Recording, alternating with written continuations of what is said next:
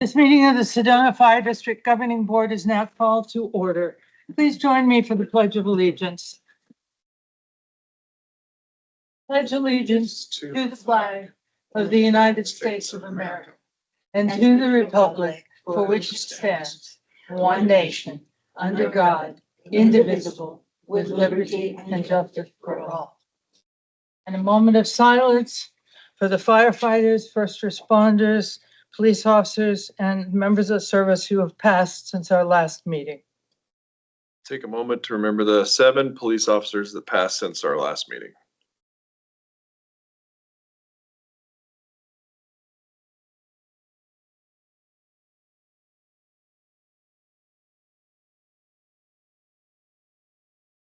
Thank you. Roll call: Helen McNeil, Chair. Present. Tori Cooperman, Clerk. Present. Diana Christensen, Member. Here. Scott Springett, Member. Present. Lance Waldrop, Member. Here. Our first order of business is a public hearing pursuant to ARS 48-805.02A. The presentation and discussion of the proposed adoption of the 2024 International Fire Code and amendments substituting in place of the existing previously adopted 2012 International Fire Code. Chief Mazulis? Yes, as you all know, we have proposed adoption of the 2024 Fire Code. We have followed all applicable legal guidelines. It's been posted for the appropriate amount of time, and we have not received any questions, inquiries, or public input on said document. Kirk, if you'd like to add anything. Everything you just said, we did get a letter of approval from the State Fire Marshal for the adoption of 24 and/or amendments. And just a little back history for Sedona. We are in the 2012 originally right now. We originally adopted the International Fire Code in 2007, which was in 2003. And in 2017, we adopted 2012. And it's time to adopt the 24. Do we have any members of the public who wish to comment on the fire code? We do not. So with that, with no members of the public present, I think we will close the public hearing. Thank Now you. proceed with the regular meeting. The first item is to approve, I move to approve resolution 22601, adopting the 2024 International Fire Code with amendments to become effective May 1st, 2026, pursuant to ARS 48-805B7. Do I have a seconder? Second. Any further discussion? I think the important thing to say is to just confirm what you've already shared, Chief Fire Marshal, that this is 2024 and they've been well vetted, well approved by the State Fire Marshal. Okay, anything else? So all in favor, aye, say aye. Aye. Aye. Opposed, say nay. The fire code has been approved. Thank you. Fire Marshal, it's all yours. Okay. So we have badge pinning and promotions. Chief Mazulis? We do. Long overdue, I might add. Some internal restructuring and organizational alignment and brought us to this point. Kirk has been acting in an interim position since our previous fire marshal left, and he's been doing an outstanding job. So it's my honor to make it official tonight. Kirk started his career here in Sedona with Sedona Fire in the 1900s. Yeah, and just last week he celebrated 36 years with Sedona Fire. Wow. And so throughout his career, he's held the position of firefighter, engineer, captain, and then in 2021 transferred to the Community Risk Reduction Division and as a fire inspector. And it's never been better. It's a smooth running operation. And much of that's due to him and his folks. And Carla plays a small part in keeping them all on track. It's a large part. I don't want to discount the work she does, but I won't belabor it. Why don't you come on up here? I'm assuming your wife's pinning you tonight. That she knows how to do this. I don't have to explain it. Come on up. This is the part where I pre-open them. There you go. Oh, yeah. Your last chance.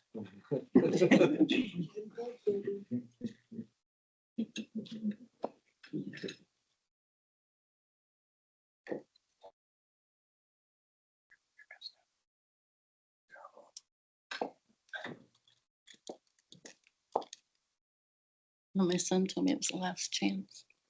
Stabbed. I that bottom one doesn't want to go in. Yeah, take it. Okay.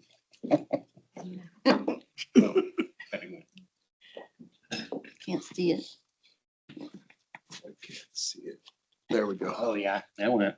There you go. Thank you.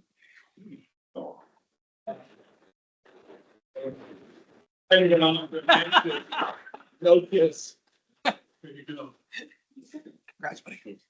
Thank you. Congratulations. Yeah.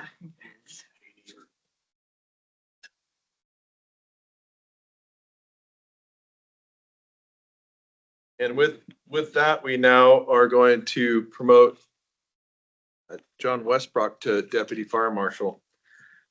This is John's third organization. Summit Fire was his first fire experience in operations, and then he went to Cottonwood Fire and transitioned to CRR, and now we have the opportunity of having him. He's been in the fire service quite a while, and he's an integral part and very passionate about the LAFS program throughout the Verde Valley, and that's the Life and Fire Safety program. And it's really focused on delivering fire safety messages to kids and in the community, and it's a pretty big deal. And passion for that project regionally has ebbed and flowed, but he's always been consistent, and he's going to be a great continued addition to our team. And pinning him tonight is his fiancée. I like to say that. Full disclosure, we've known this young lady since she was bagging groceries here in town in high school, so I can tease her a little bit.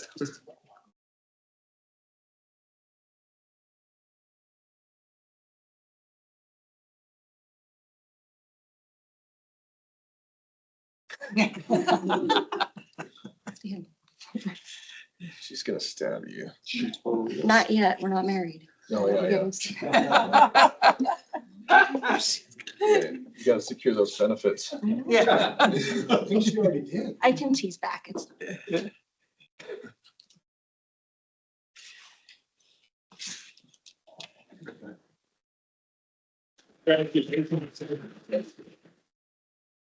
And then, not agendized, but I think worth mentioning, Danny Robinson, our fire inspector, has cleared all hurdles and will be starting on Monday, the 27th. Great. So we will be back to full complement and community risk reduction. Well, I would like to just add a comment that I think that under Kirk's leadership and with John on board, and I look forward to Danny joining, that CRR truly has never, in my experience with Sedona Fire, functioned at a better rate, more engaged with the community, supportive. And I personally, you've been very supportive of my initiatives with Keep Your Pets Fire Safe, but also just seeing how engaged CRR is with the community. And I want to thank you both for that. So keep up the great work. Thank you. Okay, do we have any members of the public? Oh, sorry, jumped ahead. We have a budget workshop. Yes, we do. Mr. Boldra. Fire away. All right. Well, good afternoon, Madam Chair, members of the board. So kind of jumping into the budget workshop, some things we want to kind of cover today is just update on the budget process, where we're at. You guys talk about, high level overview of our revenues for next year, as well as those expenditures. You kind of see from a top-down approach, the budget projections as they stand today. And then just again, some board direction so we can kind of refine some more things before our meeting next month. So, here we are at the April 21st budget overview with the board. May 6th is going to be that detailed dive. So our goal is probably on Friday or Monday, have the full budget packet over to you. So you have time to review that ahead of that May 6th meeting where we'll do our, page by page review of the budget. Then at the May board meeting is where we'll ask for tentative adoption. We'll post for our required minimum 20-day posting. And that brings us up to the June 16th board meeting where we'll hold a public hearing on budget. I'm sure we'll have as much public as we did for the code adoption. And at that point, we'll ask for final adoption. And so the new budget will be hopefully fully approved and in place by July 1. Right. Madam Chair. Yeah. We neglected to mention, if anybody was gracefully here for the badge pinning, you are welcome to leave. This is the good stuff, guys. Yeah. So I just wanted to mention. Yeah. Thank you. Oh, you guys are leaving. Yeah. All right, well, sweet. They're waiting for your public hearing on the budget. Yeah. You guys better be there next month. My apologies. No, it's good. So any questions on kind of schedule, process, timeline, where we're at right now? I look forward to hearing any comments. No, it looks good. I'm hoping to get a paper copy. Yeah, so you guys should have in front of you today at least, the condensed version to look at. There will be some changes to this before you get the final packet, like I said, on Friday or Monday, probably Monday, because they know, the admin office is closed on Friday, but we'll make sure we have it to them. So it can definitely go out by end of business on Monday. And that's what I was referring to, was that final That full larger packet. copy. Yeah, to have it be paper because it's easier to tag. Yes, yep. Thank you. Of course. So looking at revenues for next year, so it kind of recaps some of the stuff we've talked about before, but our assessed value came in at 839 million. That's an increase of 5.04%. And that's combined between both, Coconino and Yavapai County. Right now, to balance the budget, we're projecting a tax rate of $2 and 79, actually 79, rounded up here, 798. To balance the budget next year, it's an increase of just under 4 cents. To put that into context and perspective, last year when you guys approved the budget, we had that 10-year projection included in the budget. We projected next year a 5% increase in assessed value and needing to go to a tax rate of $2.82. So right now we're kind of coming in underneath. There may be a few more things that may bump that up a little bit, but overall we're kind of keeping it within line with or down, keeping things in line, with our projections. So that's kind of where we're at right now on the tax revenue side. One thing I do want to point out, this is the last year of that tax omnibus bill that passed, I want to say 3-4 years ago, that allowed us to go to the 375. The caveat to that, or the giveaway to that, is that we were lowering the commercial assessment ratio each year. This is the last year of that lowering of the commercial assessment ratio, which the total impact is about $645,000 in revenue. And so essentially what's occurred is with any of these things that the legislator does is we just shift the tax burden. So it's not like we don't need that $646,000. So we're having to increase our tax rate to compensate for that loss of revenue, which means now other properties, other property types are carrying some more of that burden. And if I'm not mistaken, it's now flattened out. That we're not going to see that decrease year over year. Correct. And a majority of the coming construction to the tune of a couple $100 million in districts is all commercial. So the leveling out of the reduction to commercial property and then a large dollar increase to commercial, it's good news from budget standpoint. Right. Thank you, Chief. So looking at our non-levy revenues, we've been doing really well on ambulance collection. However, we not only look at kind of current year performance, we look at historical performance, reimbursement rates. Given where we're at and all those factors, we think we could increase that to 2.5 million, or an increase of about $200,000. Our communication rents, an increase of 25,000 to 225,000. CRR revenue, an increase of 10,000 and even 100. Again, that's another one of those areas that's performing well. However, it is predicated on, plan review fees and permits, which are cyclical as well. And so we don't want to, again, because we see a 1 year of a high number, we don't want to adjust our budget to that high number, and then the construction doesn't materialize like it has in previous years. So still increasing a little bit, but taking a conservative approach. On the wildland revenue side, we're holding that flat to budget year over year. Again, this is one of those areas, and we've kind of explained it, not only in the budget processes, but as well as our monthly reports. When we budget for wildland revenue, we budget offsetting expenses, and we budget for essentially a profit. And we build all of that into the budget. So whether we see $400,000 in wildland revenue, $40 in wildland revenue, or $4 million in wildland revenue, it does not have an impact on our day-to-day operational budget. And then finally, the last piece is interest income. Again, holding that flat to 250,000. That's another line item that we're greatly outperforming. However, when you get the full board packet and you see the full capital plan, we're going to start spending down some of our capital dollars, as well as there's still the risk on the current administration's push on the Federal Reserve to lower interest rates. The way our money is invested with the county treasurer, we're all in, and also our requirements due to statute, we're pretty much in a lot of short-term investments, which means if the Fed lowers interest rates, we'll start to see an immediate impact to our interest revenue. So again, that's another one we budget relatively conservative on, because the surplus helps grow our fund balance, helps fund ongoing capital, but don't want it to get to the point where if we see an immediate interest rates go to zero, we're not worrying about funding ongoing operations with that. With Gabe, with that, you're saying we're projecting flat? But, From a budget perspective. right. But yet there's some thought that interest rates might go down slightly.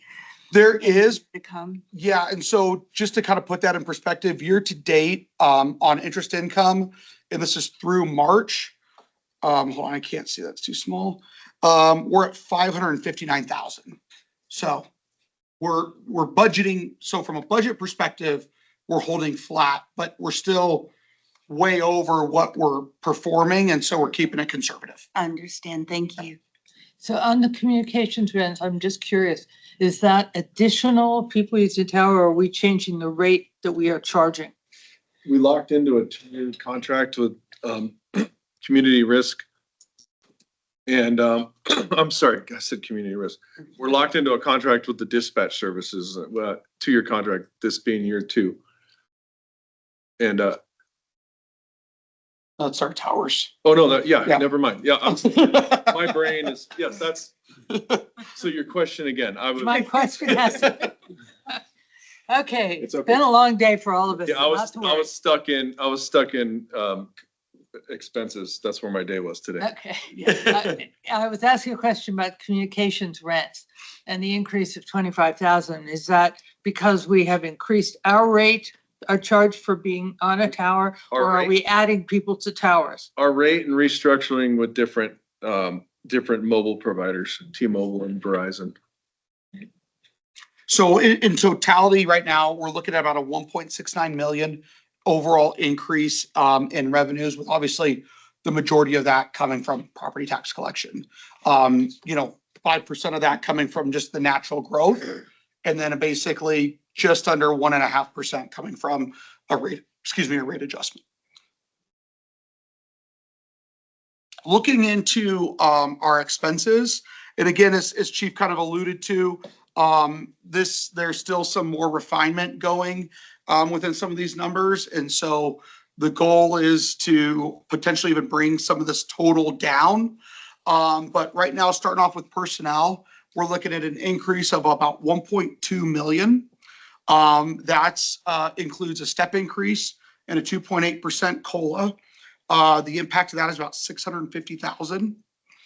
We did see our PSPRS rates increase 0.4%. And so that's a contribution rate.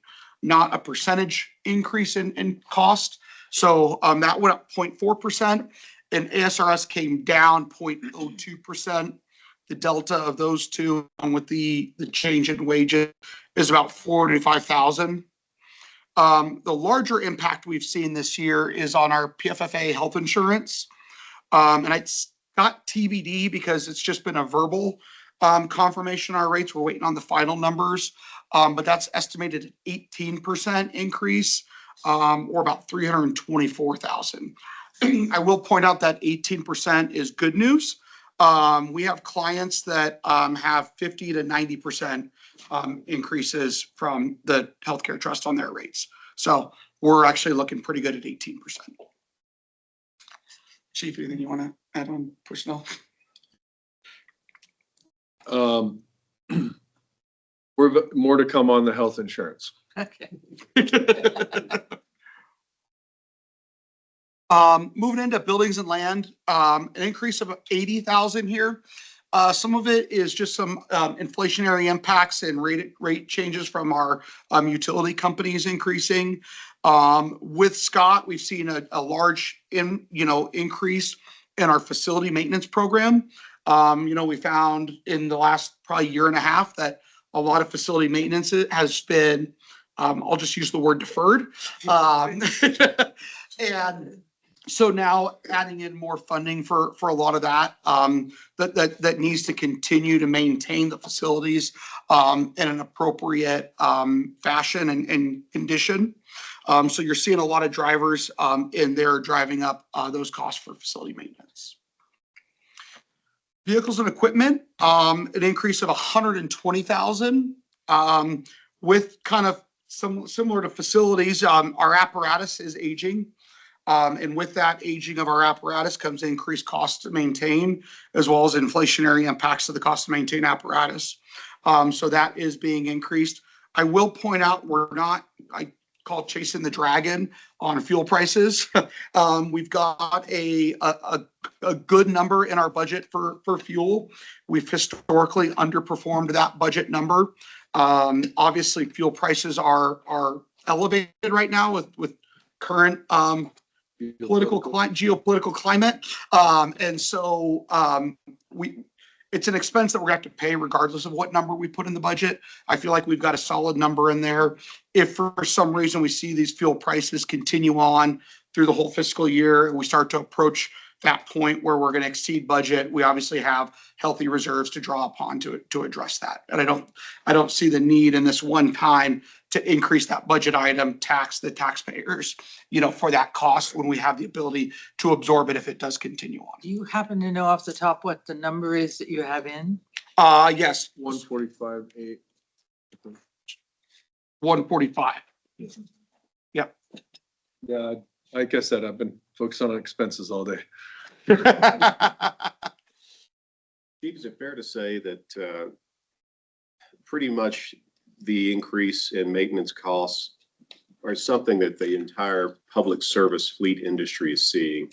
I know we're living in a space here because we just don't have that many vendors. Now, the district is extraordinarily, lack of a better word, blessed to have an internal establishment for maintenance and repair.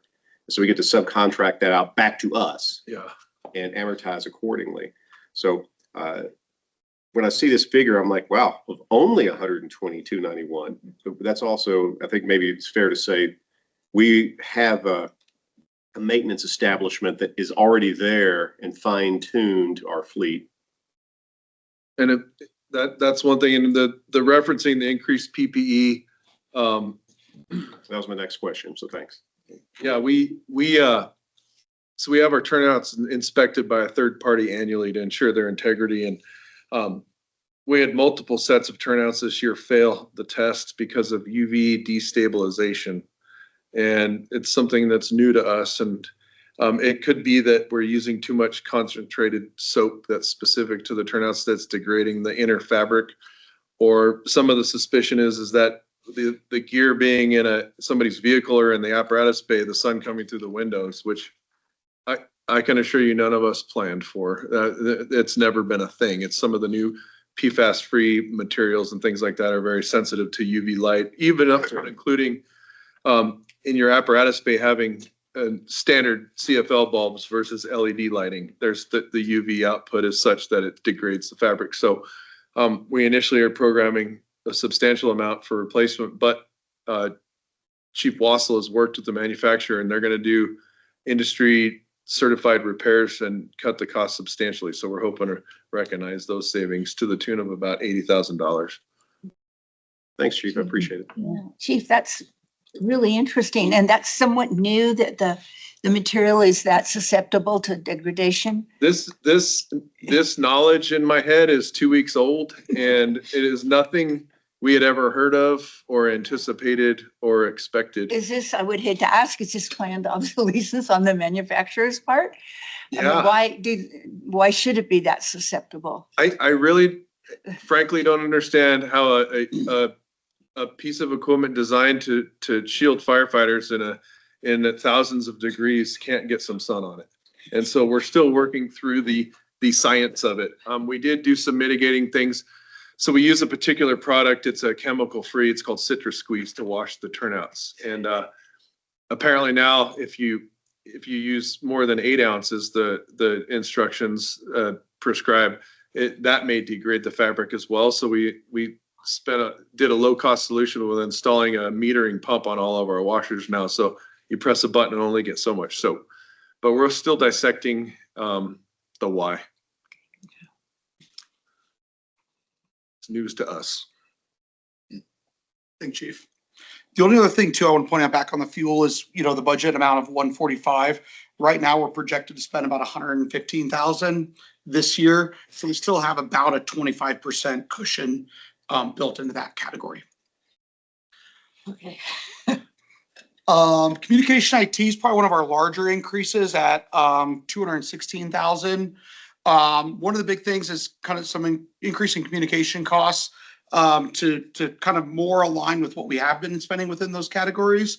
As well as I know there's still a lot of structure project things that are going to be occurring, some on the capital side, some within the M&O budget that are also included within the budget. And then also, as Chief was alluding to earlier, he just got excited. We do have that increase in our dispatch cost per the IGA of 5%.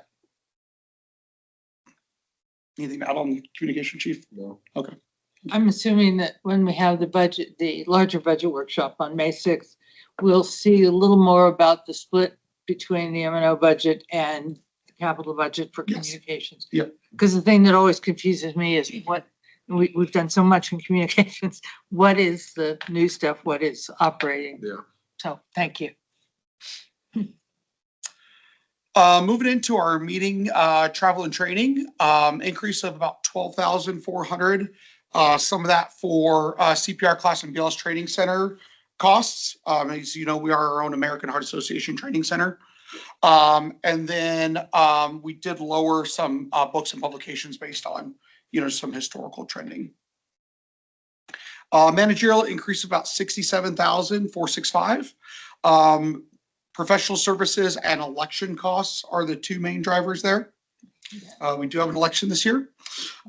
So if, depending on ballots, or signatures, we'll see if we actually have to have the election, but we do obviously need a budget for and plan for it. Well, I want to mention with managerial expense, obviously 35,000 for the election, but the other ones are increased costs of outside plans review. And internally, we've made the decision on some of these large $50-100 million commercial projects in town. I mean, the hours worked burden to follow one of those projects from inception to completion, and the layered protection of having a third party set of eyes on it is a direction we decided to go. And so while those services cost a little bit more, there's also revenue generated with all the plan submissions and stuff, so that while this may increase the revenue in CR, that's one of the reasons you're seeing an increase because of the fee schedule. So we're working on a way to true that up to better represent it to the board. While the cost of doing business, so to speak, is going up, the revenue generated is also increasing in kind. So to way to kind of have a visual to show the neutralization of some of those costs is something we're working on. Do we have a local partner working on that plans review, or are we still using our former fire marshal? Both. For some day-to-day, I call them quick hit, residential type stuff, we'll use, we have a out-of-state outsourced. And then, for some of these large, big commercial projects, we have a gentleman in state that does it for us and a lot of other districts. And it's just, I don't know, Kirk, Ambiente too, $100 million project, the hours what would I don't want to put you on the spot, but that's a lot of hours. It could be 80 to 100 hours to review that. Some of these plan sets will come into 300-400 pages of plans to look through, depending on how many buildings and the size. And we try to get what we can in-house as much as we can, because we're reviewing photovoltaic, battery storage, sprinkler systems. That's after the whole first initial plan review, then all that comes in after that. So there's a lot of plan review that goes into just one building.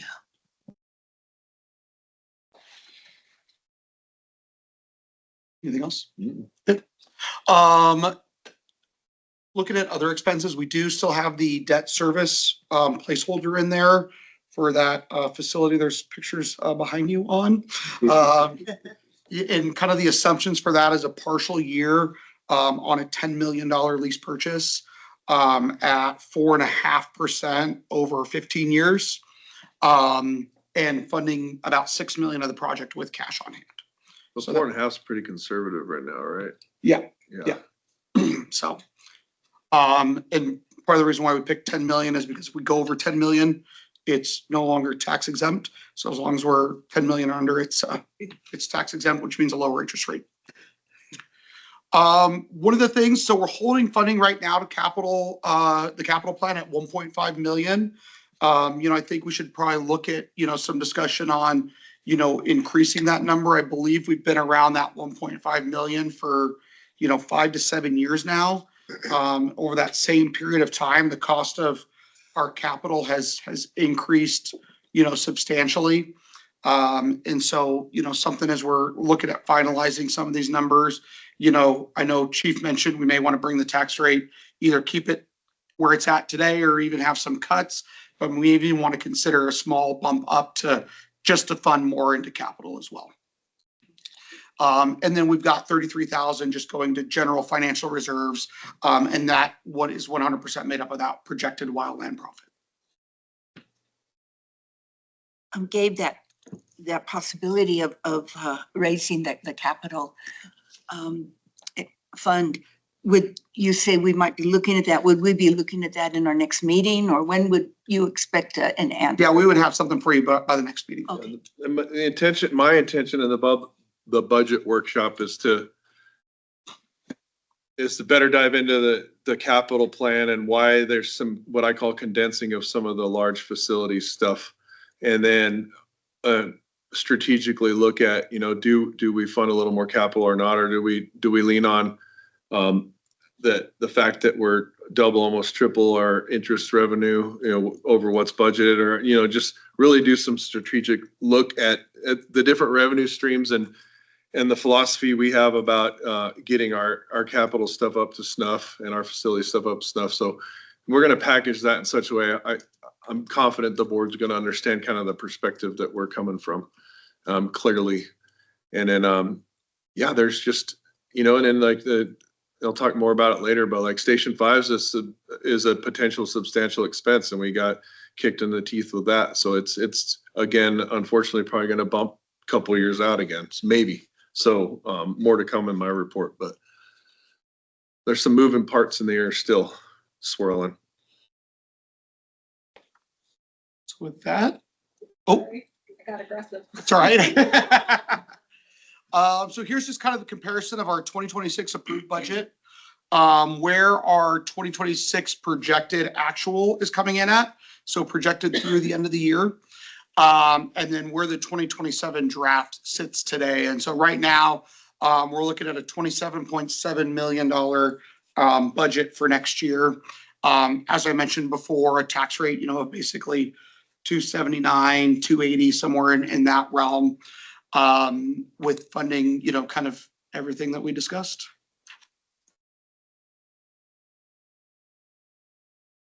Any questions, comments, further direction before our meeting next month? You hear somebody? No, okay. I think the mill rate increase of just 4 cents is incredible, especially in this inflationary time. So We're very fortunate. good news. Yes.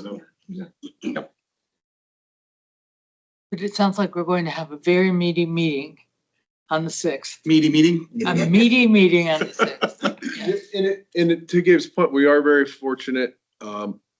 We also have some opportunities, and it just philosophically looking at it, and the term aggressive is wrong, but it's the one I'm using. It's just, a lot of the proposed projects and upgrades we're bringing to the table aren't new. They're not original ideas or original thought, and they can be found in the 2007 and the 2017 strategic goals for Sedona Fire. And we're at a point where some of it's has to do, and a lot of it's let's get it done. So more to come in more detail. Any other questions for Gabe on the budget? Gabe, thank you. Thank you, guys. Appreciate it. Yes. Okay. Okay. If I'm assuming we don't have any members of the public here for the public forum. We do not. We have a couple staff members and a guest from the city. Okay. Yes. Quiet in the back. And welcome. Okay, so let's move forward with approving the consent agenda. So I would take a motion to approve the consent agenda with the regular meeting minutes of March 17th, 2026, and the executive session minutes from March 17th, 2026. I move to approve the consent agenda. Do we have any seconders? Second. Okay. Any further discussion? Any corrections? And with that, all in favor say aye. Aye. Aye. Opposed say nay. The consent agenda is approved. And back to you, Mr. Bolger. All right, To report. Dave's back. I'm back. Nice to have you with us tonight. Yes. So looking at the March financials, you'll see total revenue came in at 962,000. We compare that to budget, we're over budget by 184,000. Property tax collection is driving that by $62,000 over budget. Non-levy revenue is another big driver, over budget by 122,000. Ambulance revenue is kind of the big driver this month of that variance, that positive variance. Looking at our expenses, we're a total of 1.7 million in expenses for the month of March. That is over budget by $47,000. Really just one main category driving that overage, that's personnel costs. We're at 1.5 million for the month, or over budget by 123,000. That's split about 50-50 due to wildland deployment expenses, as well as just operational overtime. And so the reason why it's throwing a budget variance is because typically we don't plan for wildland deployments in March. And so that's why we saw it. We obviously don't have the revenue piece built out yet. So that'll probably come in the next month's report with the additional revenue from those deployments. Buildings and land, pretty much right in line with budget there, small variance of $2,200 related to facility maintenance. And then our other two major categories under budget for the month of March. Next slide. Year to date, we're at 20.2 million in total revenue. That is over budget by 1.2 million. Property tax collection is pretty much right in line with budget, actually a positive variance of about $61,000. Non-levy revenue is at 3.6 million, or over by 1.1 million. A couple things driving that, a couple factors. One, our ambulance revenue is driving that. Our wildland revenue is driving that, as well as our interest income is all making up that roughly 1.15 million in variances on the revenue side. On the expense side, we're at 17.5 million in total expenses. That is under budget by 83,000. Again, similar for the month of March. Two categories throwing off a negative variance to budget. Personnel over by 351,000. Again, being driven predominantly by wildland deployment, but then also some operational overtime. And then buildings and land over by 49,000 from the facility maintenance projects we experienced early in the year. both vehicles and equipment, communication IT, and managerial all are under budget through the month of March. As far as percentage expended, we're at 74% of the budget expended with 26% remaining. That 1% variance from 70, oh, you can't see that. But yeah. It works on the computer. Is that 1% variance is that savings we're seeing due to those other budget categories being under budget. That one showed up. As far as breakdown on where our money's going, personnel, 86% of our total expenditures, followed by operations at 6%, and both managerial and communication IT are sitting right there at 4%. And then finally, cash position, cash is up about 187,000 over, this same time last month. Other assets are increasing from 23.9 to 26.7. I will also point out our cash position, although only up by 187,000 over that same 12-month period, we've also invested 3.6 million in new capital assets.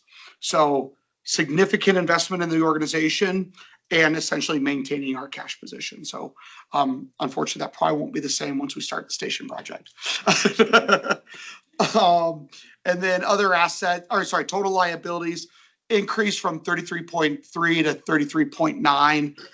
Really personnel related expenditures driving that are accrued payroll and compensated absences from year end, as well as some of our pension liabilities. Okay, I'm realizing, and it seems to me like almost every month we come in where personnel is over budget. And so when we're budgeting for this coming year, are we budgeting to where we are this year? So We are, I'm just curious if we're taking that as information that will help us.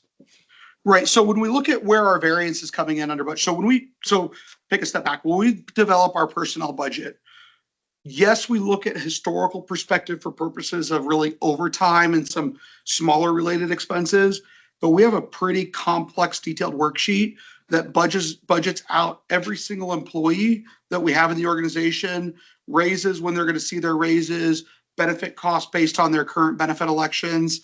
And then we ask our program managers, our division chiefs, what do they need from an overtime perspective into the next year in terms of hours? And then we take that and we calculate out what we anticipate that expense to be based on our wake up of our wages. When we look at overages, one of the things driving them, one of the biggest drivers this year is wildland deployments. And the problem with that is when you try to chase that and say, okay, well, we're up this year, so let's increase it. Well, then we find a year that we don't deploy. So then now we go the entire year being under budget. So I don't really like to look at that too much as a factor that we change the budget on. The other piece that kind of can it's hard for organizations to predict is coverage for operations. You may have a year where we have a lot of vacancies and we're now having to staff with more coverage, overtime coverage than we anticipated. We also may have a year and we do see some salary savings, so that helps offset it some. Or we have a year that we've got a lot of people on light duty. And now we've got the cost of the employee and now we have to backfill them on the truck. And so we try to budget based on what the requests are and the needs are, but also evaluate what that historical is and help predict and produce that number.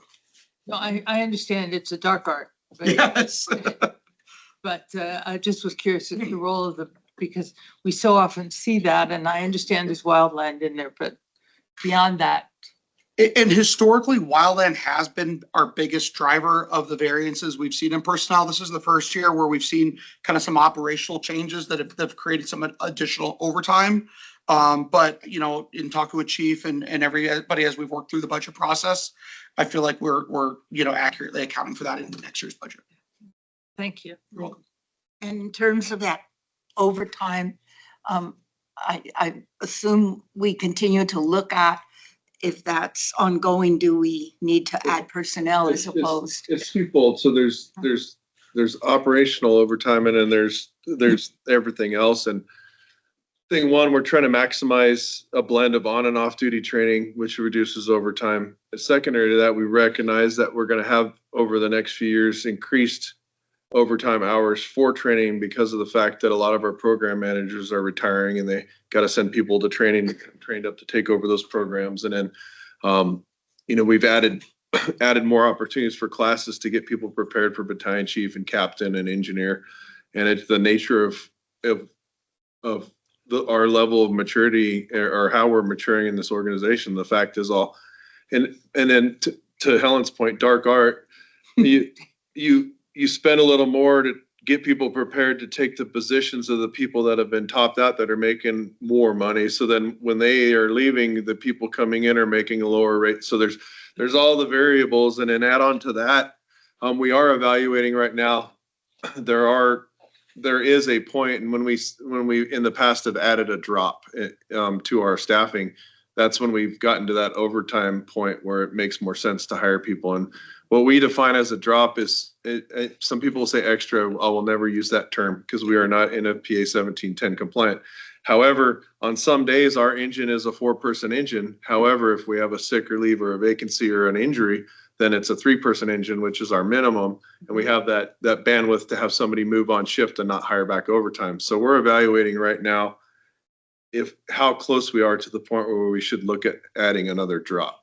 And so This maybe ties into also your plan, as you mentioned in the last meeting, succession planning. yes, and there are significant recognized costs with some of the initiatives we're doing to prepare this organization.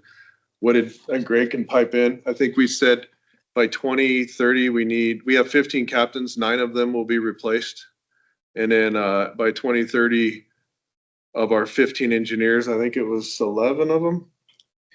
Yeah, so I mean, frankly, our management work and 4 of our 5 division and assistant and chief level officers. So basically an entire captain up command structure change in the next 4 or 5 years. And so we're doing our due diligence to invest a little more in training to better prepare those folks for that.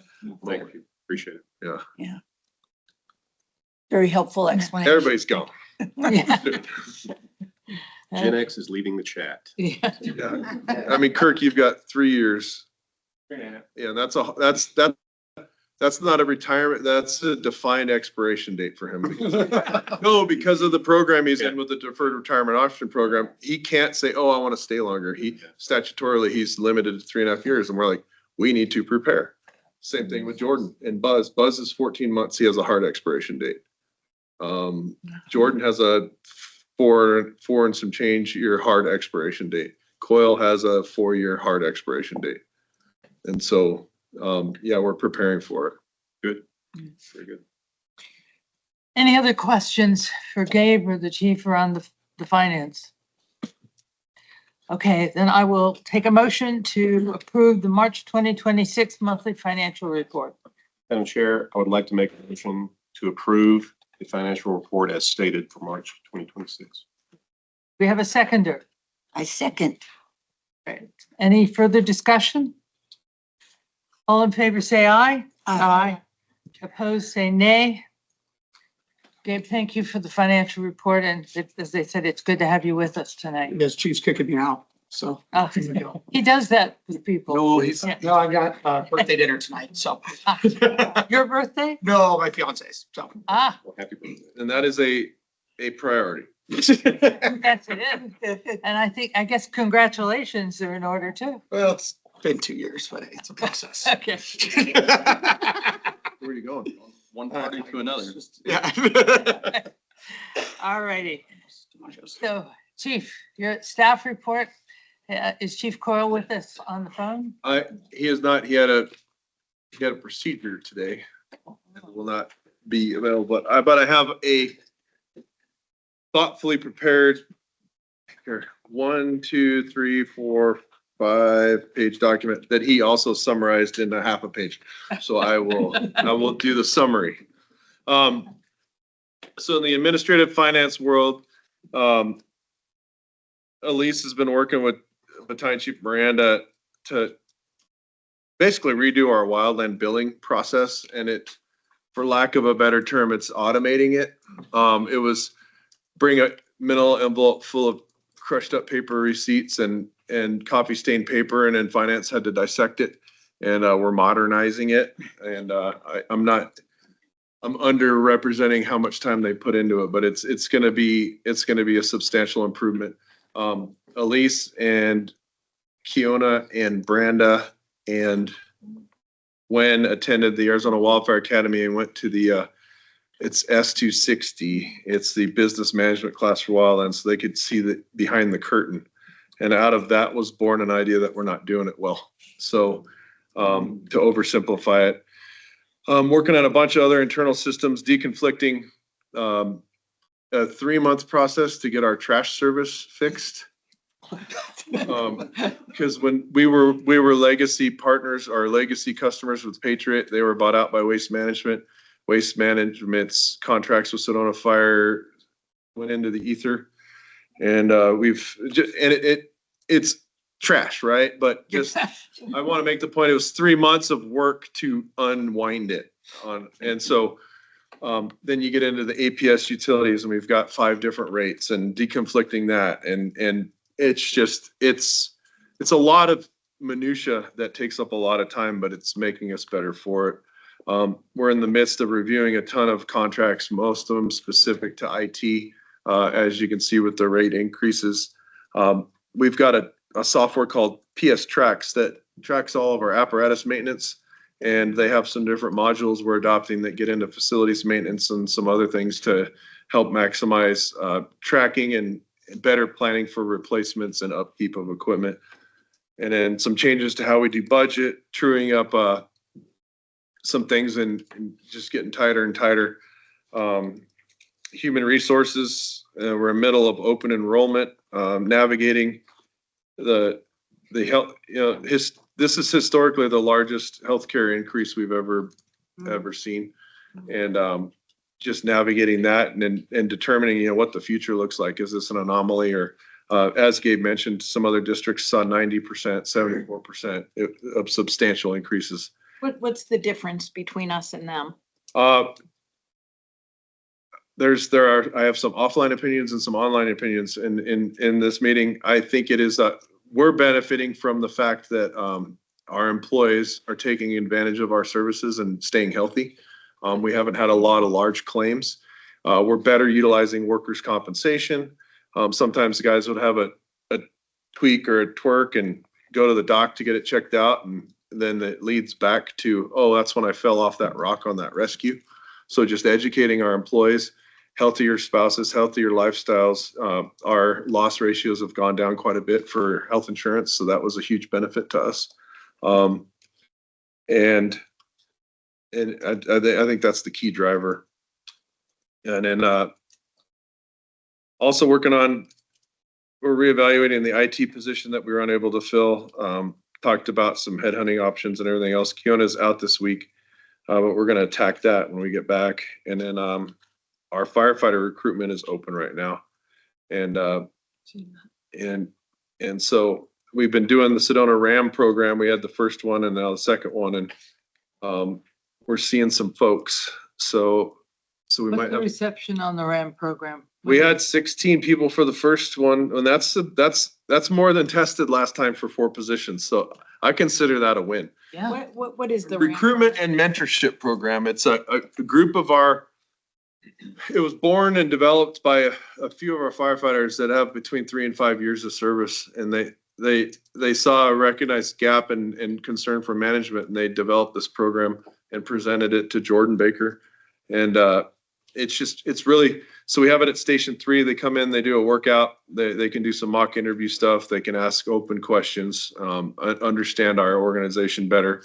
They're also getting out to the different high schools, and I do my part with the local college. I guess we do a Q&A with the local fire chiefs, with the college graduates, so they can just get the raw questions answered. And it's just, recruitment and mentorship.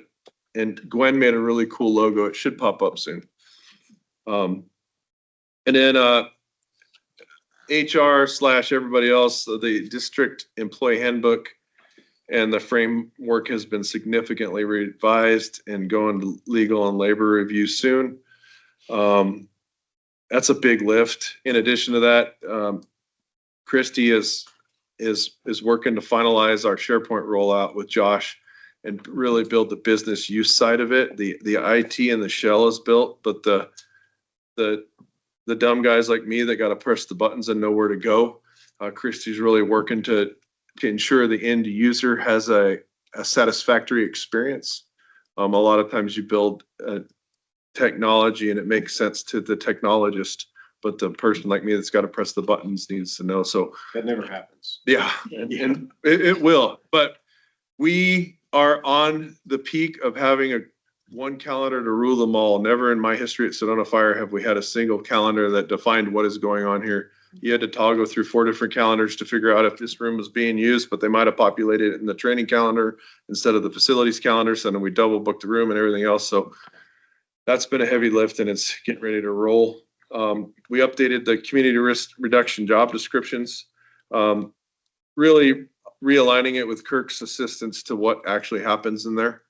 And arguably some of our requirements were, there aren't a lot of people that have flown with NASA that want the fire marshal job. So we took some of those requirements out of the job description.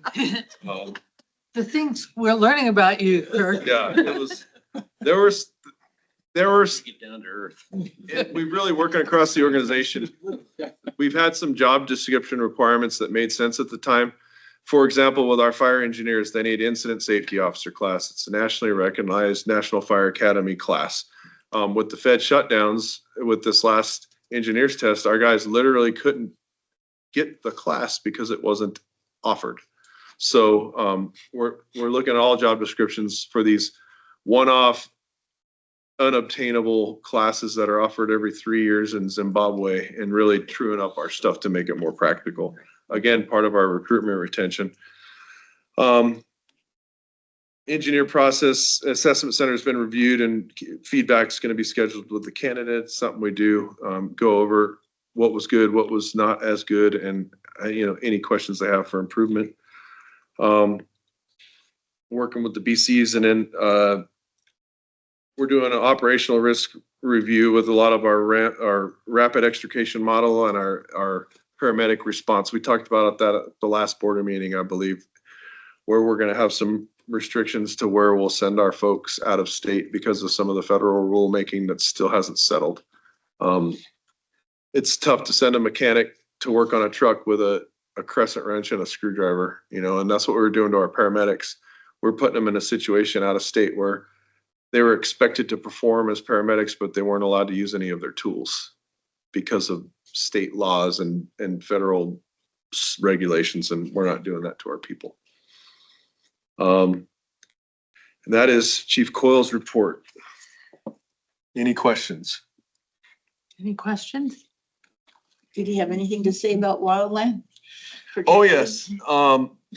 Well, we talked a lot about Coyle in the financial report and wildland overages. The Dragon Bravo fire was an extensive deployment.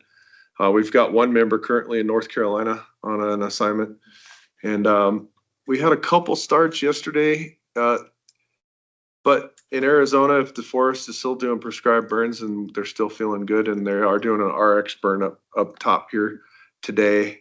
We had one little 1 acre start yesterday, but the season is rapidly approaching. And so I just went to the cooperators meeting in Prescott. Was that this week or last week? I believe it was last week. It's all running together. But we had enough moisture to green up the fine fuels, the grasses, but not enough snowpack to make a difference to the water table. Right. So the predicted weather the next few weeks is maybe 1 day little rainstorms, which is perfect weather to get all that grass to sprout up. And then we're going to get hot.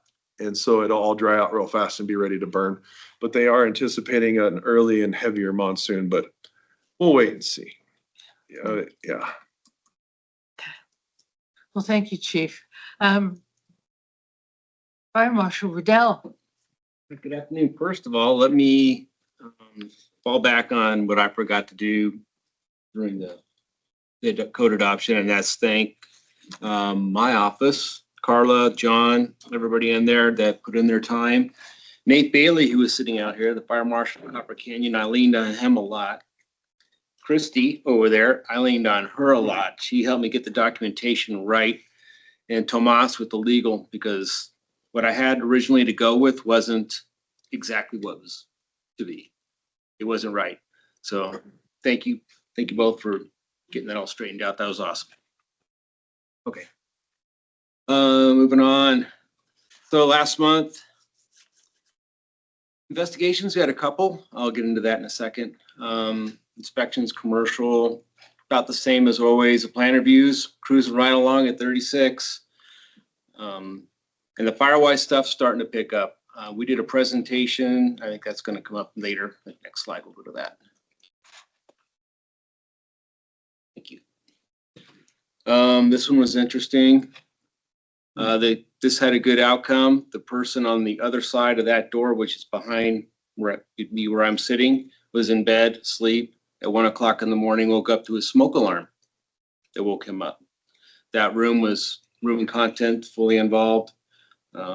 After digging it out the next day, John and myself came to the conclusion that it was a lithium-ion battery that was in a dog grooming vacuum that failed. It was plugged in. It was plugged into charge. So, And I will say it because you didn't. I don't want to stoke the fear of lithium ion batteries across our great district. But we are seeing a trend nationwide. It's the off-brand, inexpensive, low-budget equipment that people are purchasing where you don't have UL listing on the batteries and things like that. It's shipped from overseas and it's less than desirable packaging and safety concerns. yeah, to have a name brand device is $200, but you found another one on Amazon that's $50. Yeah. And there are major brands like DeWalt where we're seeing actual counterfeits coming in. Yes. They're They are. identical. You have to take it apart and you see that there's no breaker, there's no internal breaker. Mhm. So it's basically a hardwire unit that will self-destruct. Yeah. So, yeah, so I really appreciate you bringing that out, sir. Thank you. Good. Next. This was a good one. Well, it's not really a good one. I get a phone call from BC that PD's got somebody on video, and evidently a dumpster went up one night and nobody saw it, nobody reported it. It burned all night. It burned all night. We never got called. But if you look at the bottom picture right to the right of those green bins is a camera. And the camera wasn't aimed at the dumpster. But we were able to watch the footage to watch the gentleman walk across. 20 minutes later, he leaves, comes back 20 minutes later and orange glow and smoke. So they found him and he confessed he was in there looking for stuff that's behind a thrift store. And he was This was using a where? candle. I'm sorry. go ahead. It was behind a thrift store next to the post office in West Sedona. The thrift store right there. So had a candle in a pot. He left because that wasn't enough light, but he left it in there when he left. Oh. So when he came back, opened the lid, and then you see him walk away. But anyway, yeah, they arrested him. But that does happen, not very often, but it does. My concern with that was without that footage and them catching that guy, that I was waiting for see if the next night there was gonna be another one or another one or another one, and we got somebody that's setting dumpsters on fire. But not the case, so that was good. It made me happy. I slept better.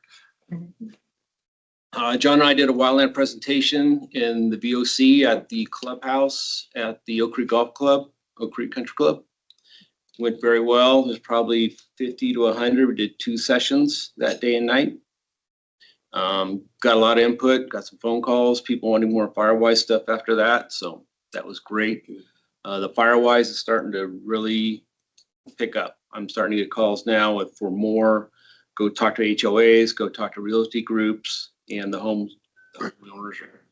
And not to discount the efforts of the past, but I was in attendance of these as an audience member because I did not want to speak. And the flavor from our general public is beyond concern. It's responsibility now. And I'm seeing a transition. And when he says he's doing more of these, they're more of these with substance, because we've been doing a ton of them and people are like, oh, neat. Okay, move on to the next thing. But this time, you know, like I'll reference the Chapel area neighborhood. I started with West Chapel and it grew to East Chapel, and now they brought in the folks off Mallard Drive and Mystic Hills, and they're building this coalition on their own with our inputs. So it's promising, and they're preparing to do some pretty substantial work to their neighborhoods. So it's beyond the this is neat phase, which I really appreciate. I think there's a huge interest in the VOC Absolutely. for Firewise. There is. In part because there's a concern about getting in and out. Yeah. And the U.S. Forest Service, People. I'm meeting with them next week. They're starting the beginning stages of a substantially robust fuels mitigation plan for the village of Oak Creek. And it's not a next month thing, but over the next couple of years. They got to do biological and archaeological reviews and all that, but they're planning on doing some substantial work south of the village. And so they brought us in early to be partners with them and make sure we're aligning on our message. And like I said, we're meeting next week as kind of a kickoff, if you will. But I'm excited to share that as it grows into something. Absolutely. All right. Oh, yeah. Hey, we finally did it. Third time's the charm. We finally got in there. We got that smoke alarm walk done. Went really well. We put out 32 smoke alarms and 6 rescue retrievers. Got 17 safer homes in there. And thank you to the Red Cross volunteers that stepped up, B Shift Station 5, our chair Helen over here that helped out. She was in there too, walking with us, and the Arizona Burn Foundation. That went really well. And I've already got lined out. The next one's going to be in October. We're going to go back into Sunset Mobile Home Park because they requested us back in there again. Good. Because there's a lot of people that weren't there for the first time that wanted it. And so I got them lined up. Awesome. And AZ Burn Foundation's like, wow, nobody else lines them up that quick. Thanks. So, Well, I'm gonna, go ahead, Cory. Where is the rainbow? it's right when you go into Oak Creek Canyon before you get to Garland's Resort or Garland's, the, you know, that when it's on the right-hand side. You shoot down across the Yeah, little water, across where the trout farm is. Okay, thank you. Yeah. Back in And there. I'm gonna keep on your case about the creek, the mobile home park down by, Okay, yeah, down at, Chavez. yeah. Okay, Red Rock Crossing down there. Rock Crossing, Yes. thank you. Yes. And actually, I know I can't pull it up with those guys because they only do it twice a year. But yeah, I will, if I can reach out to them and grab them in the spring, for sure. I will. Good. Events coming up. Everybody knows Cocodona's coming. But the spring cleanup's coming up starting this weekend. And that'll be in the VOC. And then May 2nd and 3rd will be up here in West Sedona. The flyer's been on the website. I've been handing it out where I can. All the events I've done, or speaking for Firewise, I've put it out there. So I'm anticipating a good turnout in the VOC for sure. We always get a good turnout out there. We'll have 4 40-yard roll-offs out there, Sedona, for that weekend. And unless you got any questions, that's all I got. One question, sir. Sure. You're gonna get tired of me asking it every single board meeting. And that is, do we have any investors or short-term owners of short-term rentals request a Firewise? No. So No, the we're reason why I'm getting- harping on this is my neighborhood leads the city in STR bed concentration. Another house that was a long-term rental has gone up for sale. A home that was a permanent resident sold. It's just being converted tentatively into a short-term rental. We have neighbors that are aging out, and it wouldn't surprise me if they get sold. And that would leave us almost at 88%. And if you take a ride, do the Lake Drive Doodlebug, there's so much fuel. Oh, yeah, And you're right by the creek. Yeah, it's amazing because when these houses got sold, they would hire a landscape contractor to come in and basically just status quo. Because they're gonna blow dirt around and do some trimming. But when it comes to maintaining, hedgerow and defensible space, they're not doing it because they're not paid to do it. And they're maybe not even aware. So that's the only reason why I keep bringing that up, because it needs to be documented. And at some point, because we're, Mystic is just to our north. Mhm. And they're taking action, but they're a group of proactive, community-centric property owners Mhm. that are gonna live and die here, like me. And so I'm very heartened to see that, both north or east and west are doing their due diligence as a group of homeowners, but we just don't have it there. But are we doing any outreach to them to try and get them educated about what should be happening? I'm gonna tell you, it is extraordinarily difficult because some of these are corporate enterprises that Mhm. absolutely could get, Exactly. well, I shouldn't say that, but it is difficult to try to nail down a person that has some sort of responsibility to say, okay, we're gonna do this. And a lot of these requests for information just vanish into the ether. And it takes the city having to escalate, going, you need to bring your trash in. We now have a javelina problem. They're destroying the neighborhood. Oh, you're not gonna respond? Okay, we're gonna put the sign up and say, guess what? Your license is gone. And suddenly things start happening. But as far as, anyway, man. What I was just wondering is, the city does have the ability to impose certain restrictions on STRs. Mhm.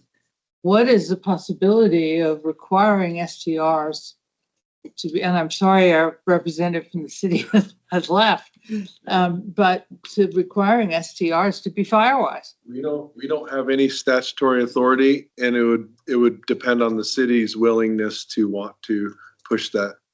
But they're now promoting firewise. right? Exactly. So my point is, I think we have an opportunity right now with the city's shift in their understanding of firewise. And so that's something we want to pursue. But yeah, we have no teeth for any of this.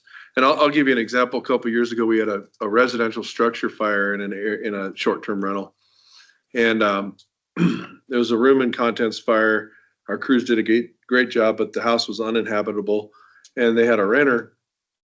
And he's standing there wondering what to do. And we said, we need to go get a hotel. And he couldn't get a hold of anybody that represented the short-term rental. And I don't think it was you. It was one of our CRR members contacted the number.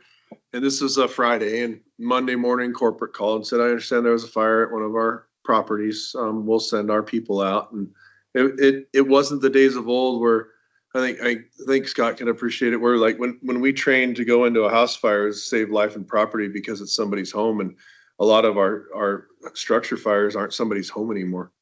And so they're just a commodity. Yeah. And so these people do the bare minimum. I mean, we're seeing an uptick in propane smell calls because these short-term rentals are letting their tanks run dry.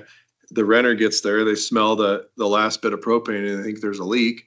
And then the other piece is smoke detector batteries. We're seeing an uptick in that because nobody's maintained that property for a year and the batteries are dying again. And so our crews are going out and the people don't live there. They're just visiting. And so it's a bigger impact than recognized. And there's no easy answer because we just have no statutory authority to do anything.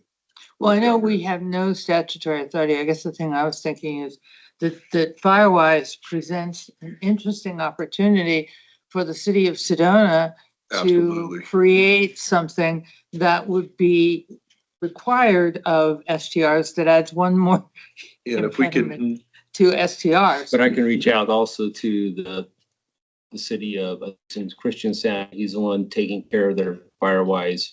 They're just now getting ground floor on this thing. And I could put the bug in his ear. What are you doing about STRs? Yeah. Short-term rentals. That would be great. I can go out there and look at a short-term rental and go, yeah, this needs to be cleaned up, but then who do I get a hold of? The guy in Washington? And are they going to do anything? But an HOA, if there's an HOA, they have powers. Then they can go in there and say, okay, we'll just throw a lien on your house and to clean this mess up. But I know I keep bugging you about it. I primarily just want this to be documented for public use, and thank you very much. Absolutely.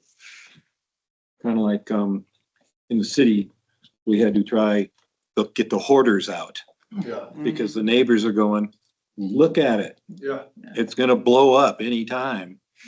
And our city did that. They said, okay, that and the wildland that was right next to it. Yeah. You just have to stand up and say, this is the way it's gonna be. But doesn't mean everyone wants to do it. So Chief, are you standing in also for Chief Lukowski? I am. Buzz went home sick. Oh, Yeah, so he spent last week in Las Vegas for the annual PWW conference. It is a nail biter. It's a thrill a minute. What? PWW, Page Wadsworth and Wilson, I think it is. I forget. It's a law firm that puts on an ambulance regulatory and billing conference, and it's riveting. It's all the cool stuff.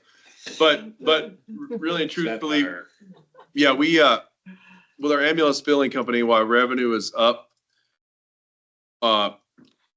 we wanted to increase our internal tool set to better evaluate if what they're telling us is truthed out or not. That's a good PC way to put it. Yeah, we think there's some opportunities to further expand the revenue we're getting from ambulance billing, and there's hours of explanations I can get into with Medicare and timelines and all kinds of stuff. And Buzz has just went to get a better understanding of that, learned a lot. And then we got our in-house guru, Chris. In addition to that, we're just really this past month, him and I, we spent a lot of time on a lot of the capital needs outside of facilities, land in Buzz's lap. So just really evaluating everything and figuring stuff out. And then again, navigating these DEA rules and regulations. And then there's EMS, there's always something. So our protocols that govern how our paramedics practice is through the CARES program. And it's essentially a statewide adopted protocol that we went 2 years ago because it standardizes the service we deliver and the care that we deliver. And prior to that, we were dependent upon medical director who we have a medical director assigned by NAH through a partnership. And the issue with that is every few years we'd have a new doctor with NAH, and they went to a different school than the previous doctor, so they would tweak our protocols all the time. And so 1 month you're allowed to do this, next month you're not. It just wasn't good customer service for our community because our medics were constantly changing what they had to do. So we went to CARES. Well, CARES is it's a group of physicians that do it, and there's politics involved, but they may be potentially a take our ball and go home moment with that program. So we'd have to shift back to a new protocol system, and it's the nature of EMS. But needless to say, that's consumed a lot of Buzz's time this month. There's a lot of EMS grenades being tossed right now.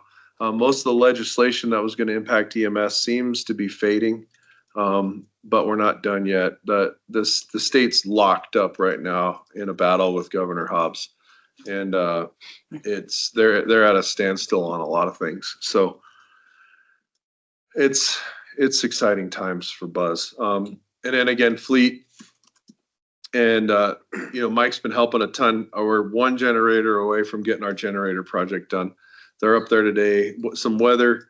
Seems like every time they planned to do one of our remote sites is when a little storm blew in.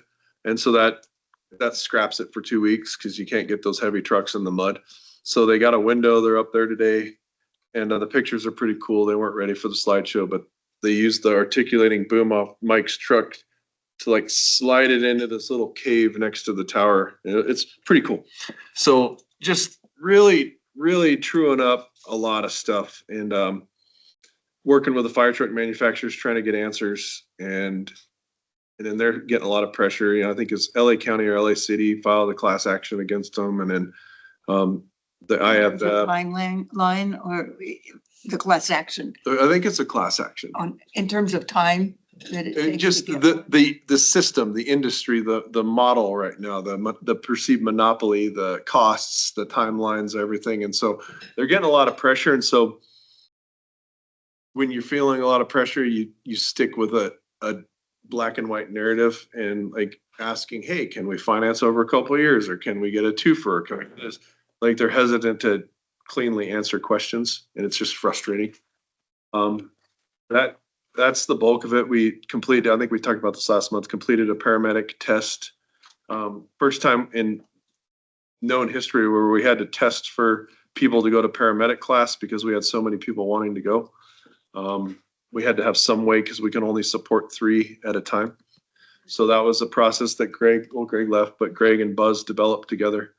And it's pretty cool. And we've got young men and women stacked up that want to be paramedics for the next few years. That's good news for us. And so just fine tuning a bunch of stuff, and then a bunch of quarterly EMS training. They did some quarterly EMS training last month, and it was well received by crews. But that's the bulk of Buzz's stuff. If there aren't any questions, I'll move on. And now you get to be Chief Baker. Jordan actually took a vacation with his wife, and I joked because he was so concerned. I said, you haven't taken a vacation with your wife, so go, bye. So we just kicked 3 people off of probation. They hit their 12 months and they're free to move about the country. Couple of them already getting deep in committees and different programs. They got a fire lit and they want to be part of stuff. The training center work is near completion. Verde Valley Fire Chiefs allocated $23,000 to upgrade our training facility, mostly with portable stuff so that if the city of Cottonwood decides we can't use it, we can move. But the good news is Jordan, being a bulldog, got, in addition to what we budgeted, an awning built over to park the trucks under. And it started at $36,000, and Scott Sweezo got the guy talked into $16,000. So Jordan worked to get some donations from the firefighters charities and some additional dollars from VIAC, the Career Technical Education Campus, and we're able to do a lot of neat stuff we've been trying to do for a long time. And completed all our quarterly minimum company standard evaluations, working on an engineer new position task book that's been modified based on this last engineer's test, and Jordan's working with engineers on that. We completed our annual ROVA training, which is for A Shift, which is a Recreational Off-Highway Vehicle Association training. And we have instructors certified through that organization because the Forest Service recognizes them as an accrediting body. And it's one of the requirements so we can have UTVs out on wildland, and it improves the safety of operation in districts. So as a cost saving measure, speaking of overtime previously, we do 1 shift a year in a rotation to keep people certified. We got a new fire training platform that we're getting ready to roll out. It was at or less than the cost of the one we've had for years, which was called Fire Rescue One.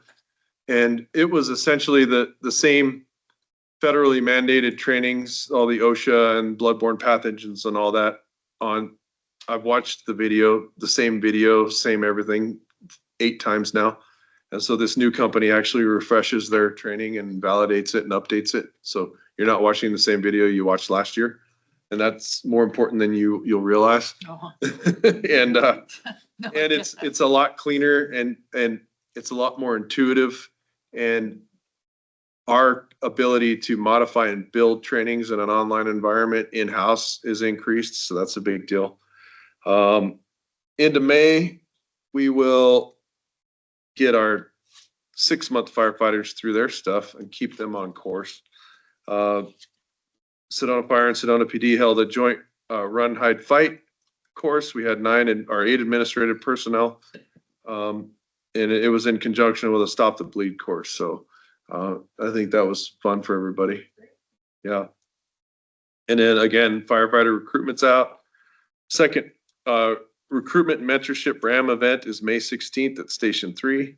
As stated, 15 to 16 attendees interested in the last one, and we anticipate upwards of 20 in this next one. And did they have to sign up in advance? They sign up, yes. And where did they sign up? I will get you that information. Thank you. I don't have it off the top of my head. I believe there's a QR code, but I don't recall. How long is, when does the recruitment end, the phase of accepting? It closes May. Sorry, what was the question? The firefighter recruitment closes I just stared at the flyer too, because we read. Yeah.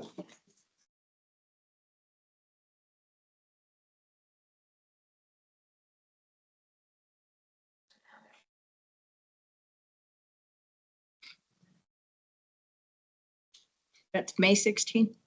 May 16th is the RAM event. Look at Sedona recruitment. I'll send that information out to everybody. Okay, test has to be completed for the hiring by June 14th. Okay, June 14th. Thank you.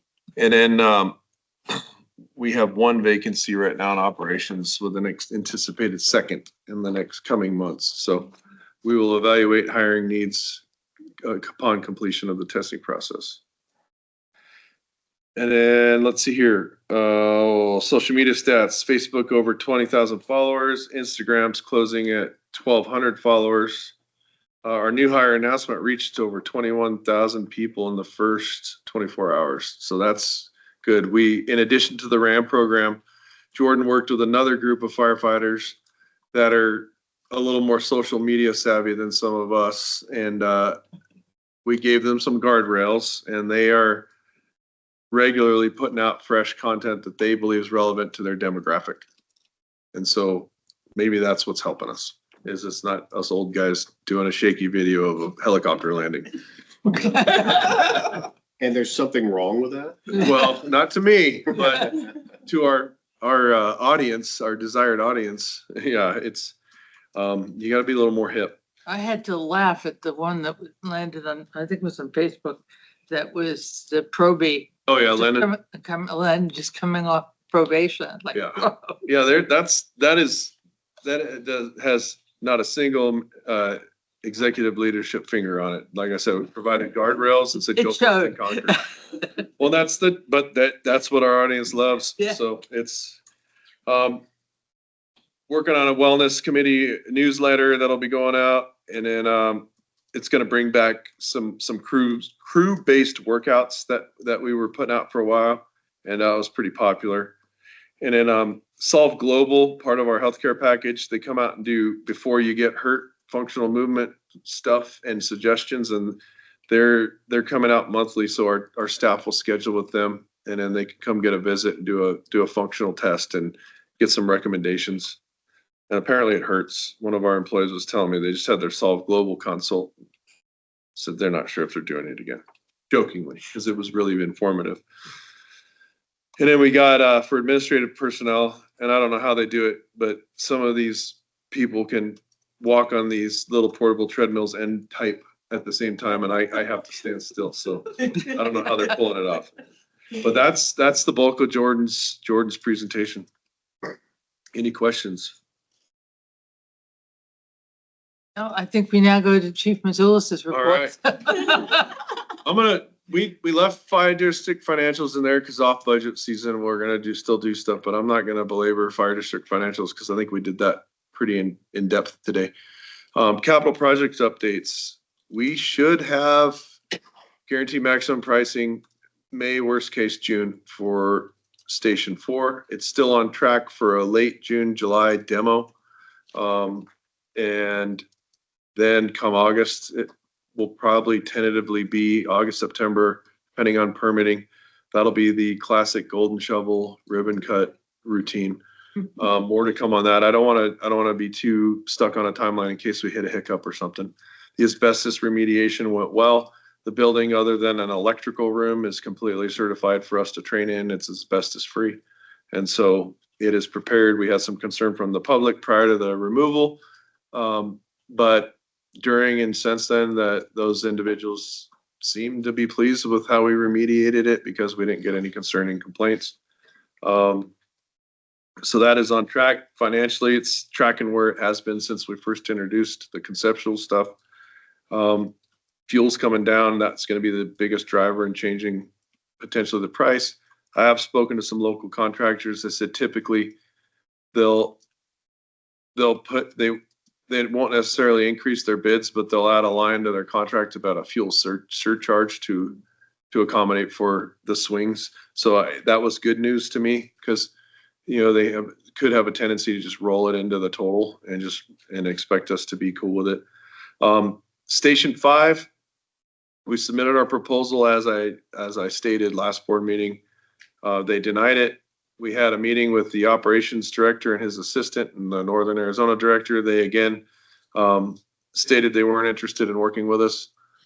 So I pivoted to the Forest Service and I talked to the forest ranger about a piece of property in the canyon we've talked about in the past. And not only has he scheduled meetings for us to start talking about it, but he also, without asking, identified a couple other potential sites in the canyon that the Forest Service is responsible for that they'd be willing to have a conversation with us about. So That's the quarry, right? no, Alex Schluter. I mean, the quarry property. Oh, yes, the quarry, yes. And it's perfect.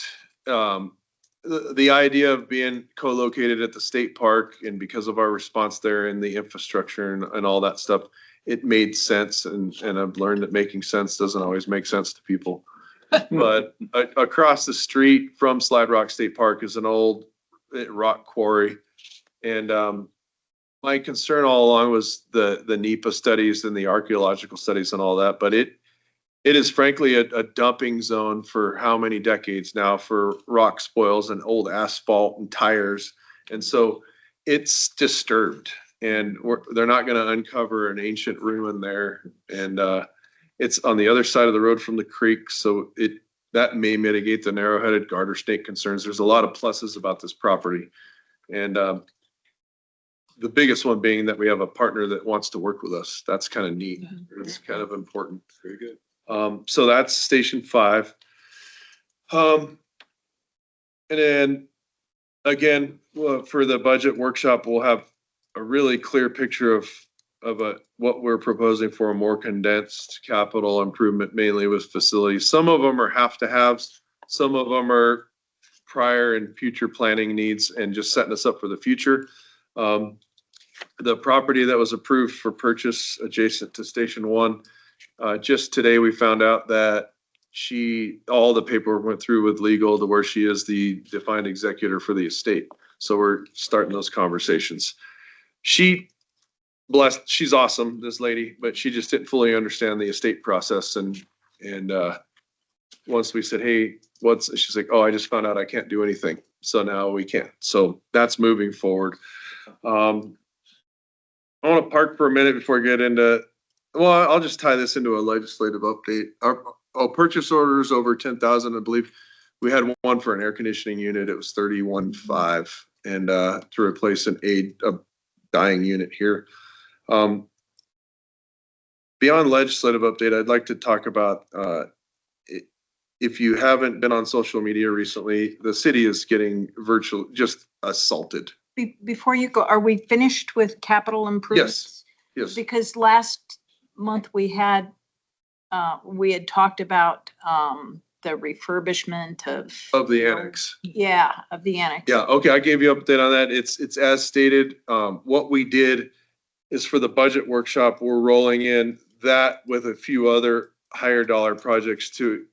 It's not an independent project. It's one of a few that we've built a timeline for that aligns with our current capital and our capital needs. And then it's the bigger picture of moving forward with it. And so it's coming. it's coming. And I want to explain, it's not delaying anything because the architect has done conceptual drawings, but they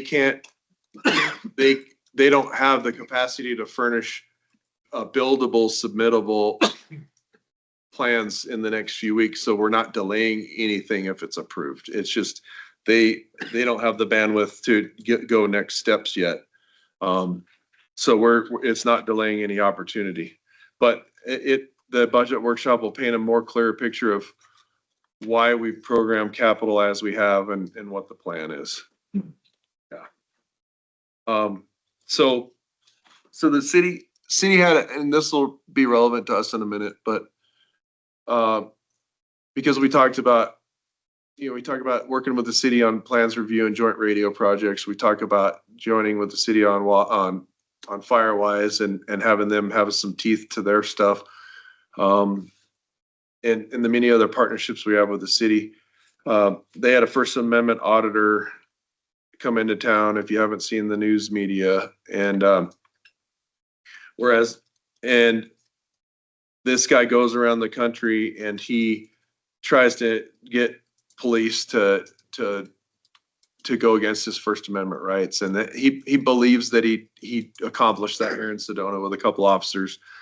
And whereas city of Sedona government Facebook post would yield 30 likes and 8 comments up till 2 weeks ago, their posts yield 2,000 comments now and hundreds of angry face emojis. And they are attacking the police chief's personal life, her marriage. They are attacking these officers. They are posting their addresses, their phone numbers. They attacked me on social media and alluded to the fact that I'm dating one of the officers. And yeah, it's savage. And like I don't encourage you to go read any of it because it'll just make you angry. But like literally they post about, hey, our annual pickleball tournament's coming up. 500 comments about how the city sucks and the cops are going to arrest you for playing pickleball. It's a level of ridiculous that is unheard of. And like I said, it even trickled us a little bit. That's horrible for the city. The officers are running and hiding. The police chief's running and hiding. The city manager is exhausted. And that is something they're going through and having to deal with. I wanted to talk a little bit about the impacts to us. And again, I got some shade thrown at me. I think it's cute. It rolls off my back. But part of their initiative was to overwhelm 911. And they had so many of these people from out of state and some out of country. They posted the dispatch number, and dispatch went from 150 calls to 2,000 plus calls a day. So they were getting so many calls that it was rolling over to Cottonwood dispatch, which was then delaying our dispatches because both centers were inundated with calls. And So yeah, and I encourage you not to look at these things because it will definitely dump some cortisol. If you just look at the accounts that are posting these absurdities, there are accounts that have been inactive for years. Yeah. And suddenly, or, this is an account where somebody's interested in puppy dogs. And that's their entire account, right? And suddenly it's this off the chain there. So I have my own, based on my training kind of belief, but these are revenue engines. These people do that because clicks equal money. Yeah. And they will, in my estimation, this is my own opinion, do whatever it takes to earn or to propagate that end result. Yeah. So sorry, Chief. Go ahead. No, and reason I bring it up, one, I feel for our partners. I mean, the personal attacks were just dirty and impacts the Sedona fire. Like I said, one, inundating the 911 system.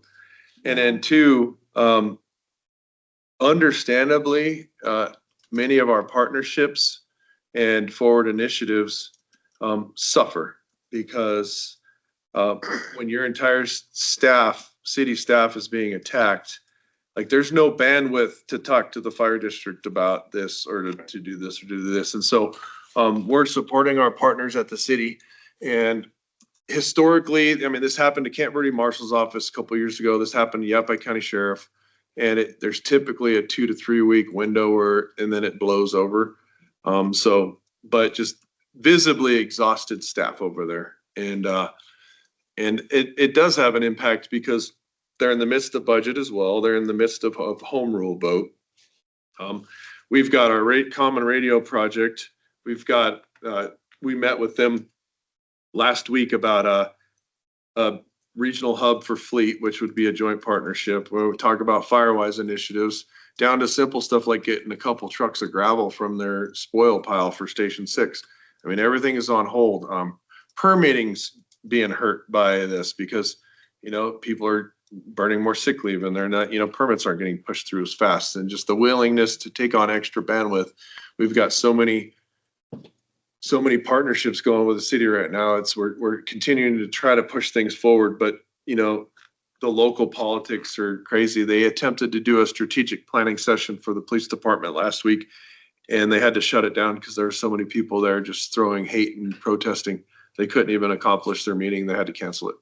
And so Aimed at the police, Yeah. aimed at the police, or what was the? aimed at the police, the city, anything. They Anything. are attacking everything. And are these actual physical people Both present doing it? online and in person. Yeah, it's both. And are the in-person people residents? No, No. no. Wow. No, this is a phenomenon, and it has been extraordinarily taxing on everyone, including me. And it's you know, basically the message is just keep doing the best you can do, and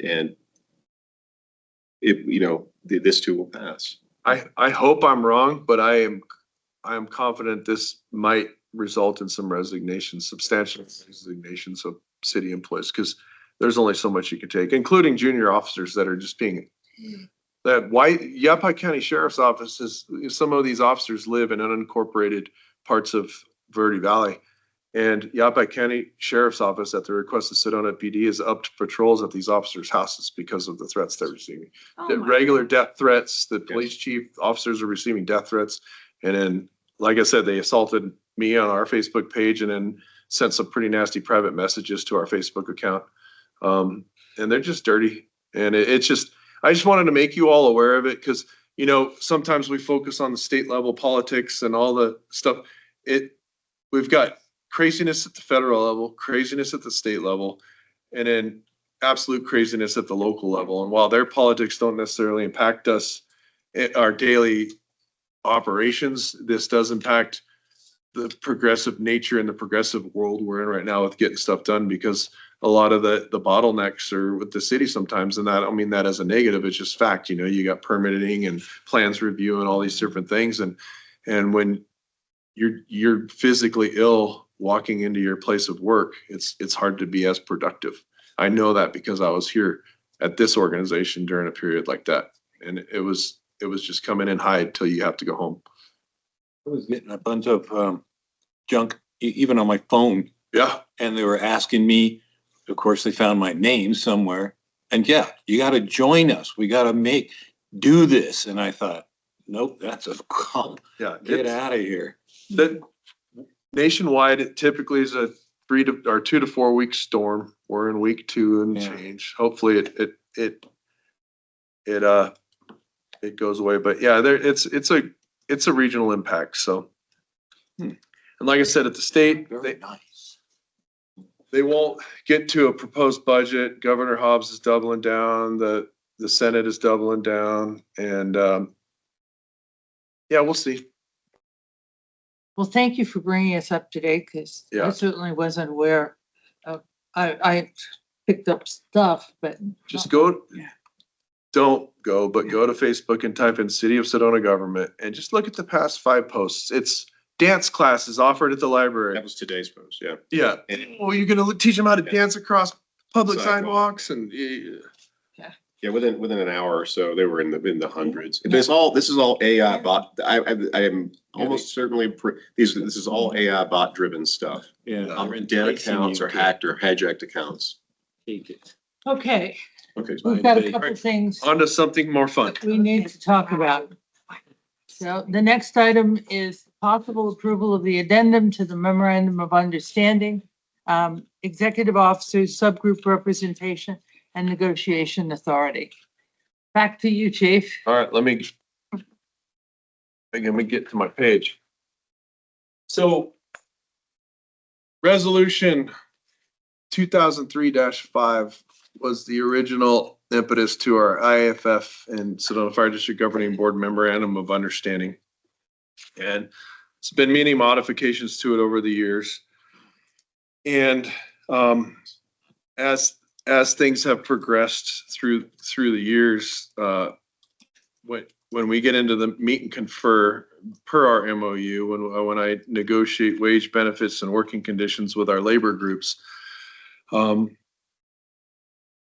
we spoke to succession planning, we spoke to our organization and how it's grown, and we're at a point where we've been at a point, but this is just formalized. This document before you was proposed and updated numerous times, and it just never felt like the right time. And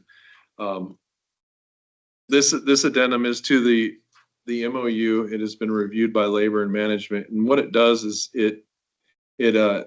the purpose is clear. The purpose of this addendum is to formally recognize and establish the executive officers as a distinct subgroup within the existing Local 3690 bargaining framework, solely for the purposes of representation and negotiation. This structure is intended to prevent conflicting representation, preserve clarity in negotiations, and recognize the unique community of interest held by the executive chief officers.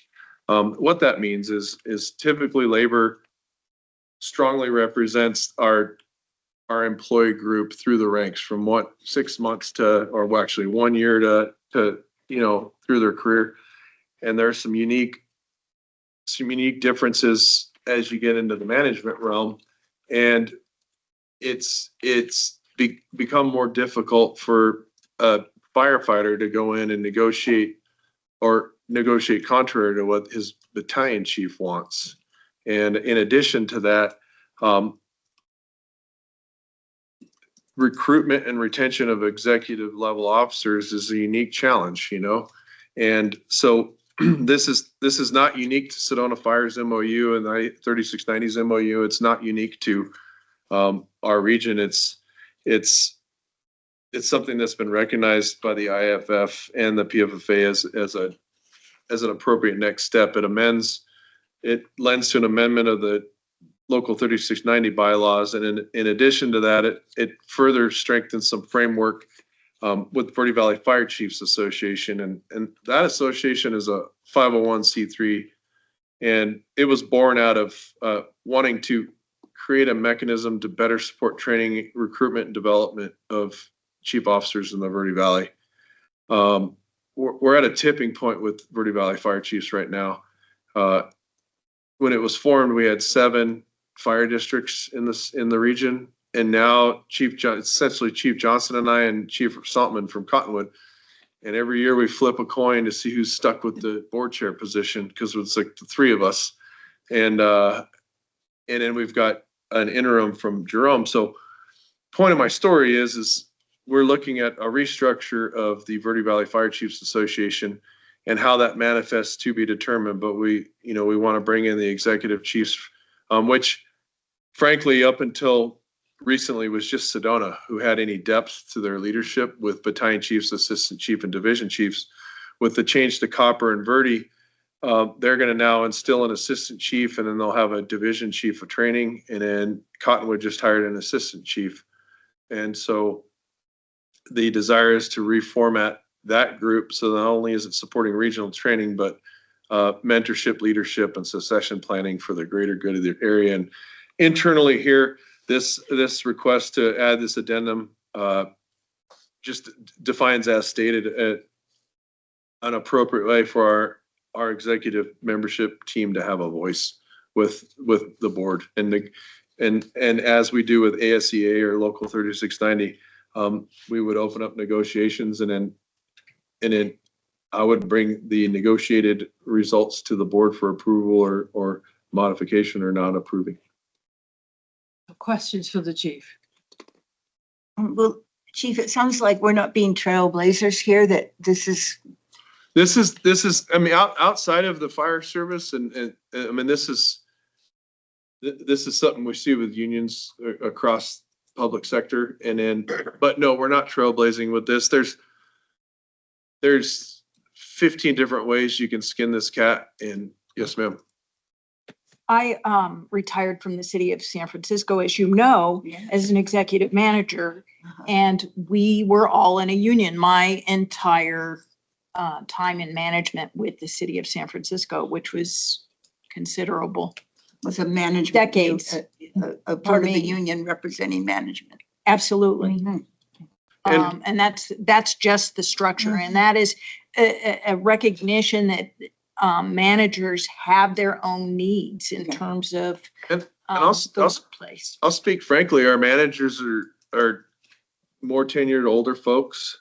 Not older, but older than the bulk of our population represented by 3690.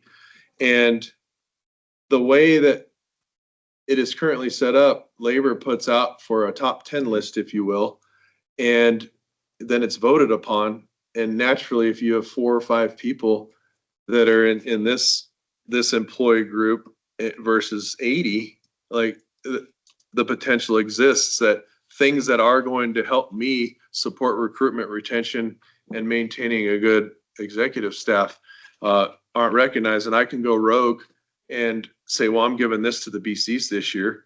But that's not transparent. And having this separate negotiating body, it aligns with our other negotiating principles.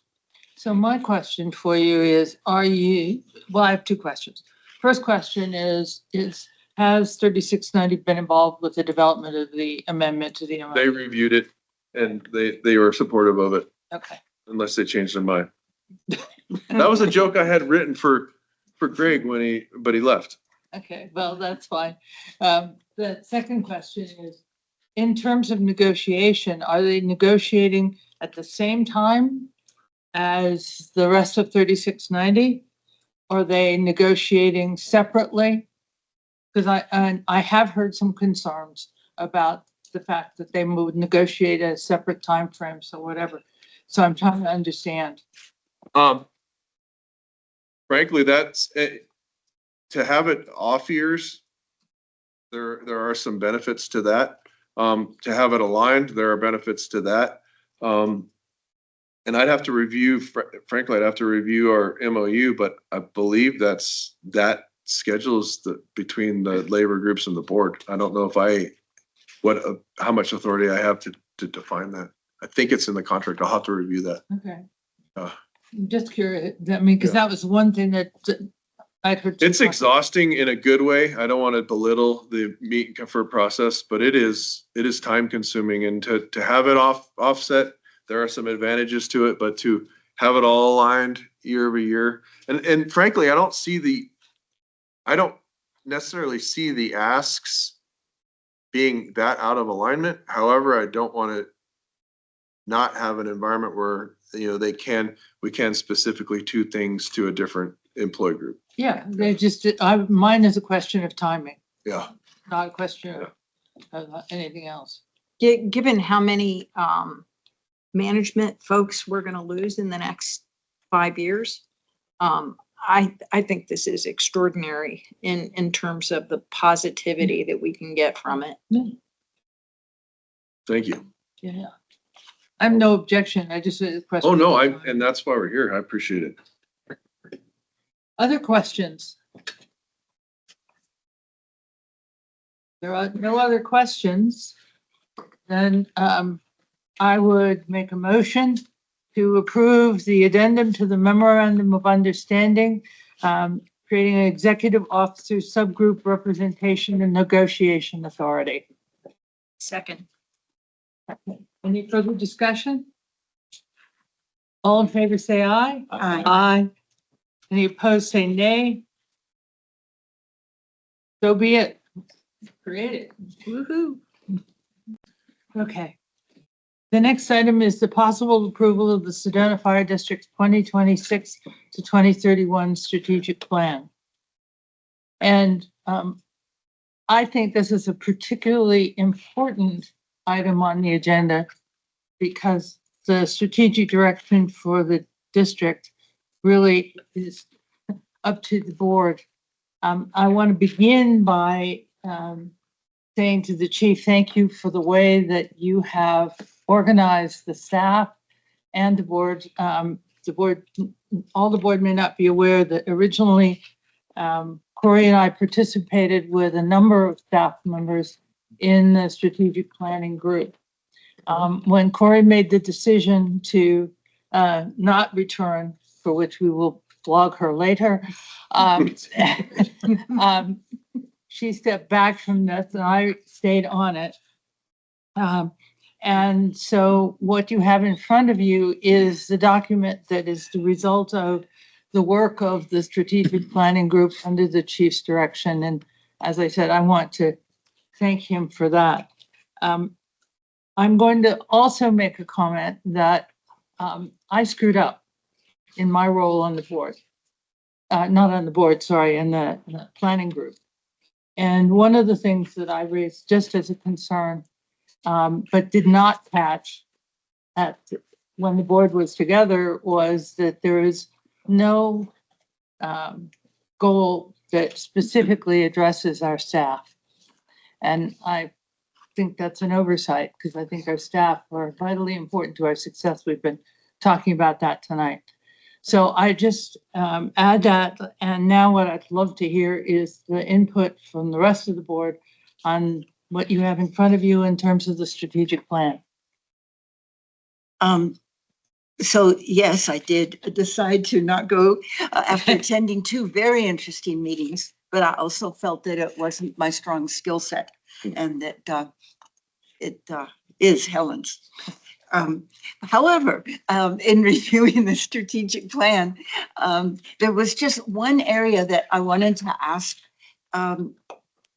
why it might not be in here. There might be good reasons, but it would be something to address our services to the community.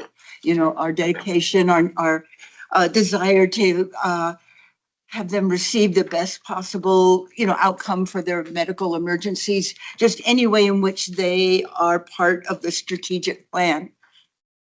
And was that, is that because it's part of our mission? So then it didn't need to become a category? That's kind of the belief, and I want to back up a minute. So we should have been sitting here having this conversation in April of 25. We started the strategic planning process by committee, a relationship by objective, or RBO committee. And then we lost a bunch of staff that had contributed significant input. And so the reason it was delayed is that I wanted to give, the Elise and the Christies of the world time to get seasoned and in place. And frankly, take CRR, for example, some of the lofty goals and strategies that were developed for CRR, it was discovered were in a vacuum. And when he reviewed the document, he wasn't aware of any of the CRR plans that were developed. And so that's when I decided, hey, we ought to, while it is very important to me, and the reason I initially called it SFD 2030 was because the intent was it was adopted in 25 and be a 5-year plan. Now it's going to be a 4-year plan or maybe 5-year plan. But ultimately, that was the delay is we had some discoveries made. And to Corey's point, I understand what you're saying. Goal 1 talks about fiscal responsibility for the community. Goal 2 is making sure the equipment's up to public safety demands, and efficient service delivery is part of 3. And kind of the philosophy with the committee was to have these goals really broad, and then the strategies more fine-tuned. But then more importantly, once a version of this document is improved, the intent is to dissect and assign these different things to individuals or committees or groups. And an iteration of this will be the public facing document. And then the behind the scenes guidebook, if you will, is going to be our task level stuff that's developed specific with measurables.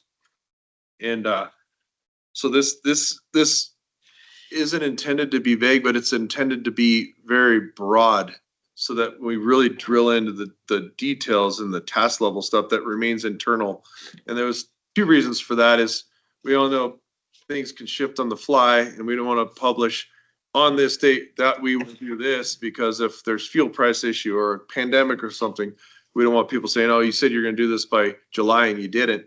But that task level stuff will assign things to enhance these goals and strategies while having internal controls to make sure people are a Gantt chart, if you will, to say, hey, Kirk, you're supposed to be working on this. What's up? you know, I said it'd be done in August and I lied, you know, and so, and we toiled with that, you know, it was brought up something more specific to,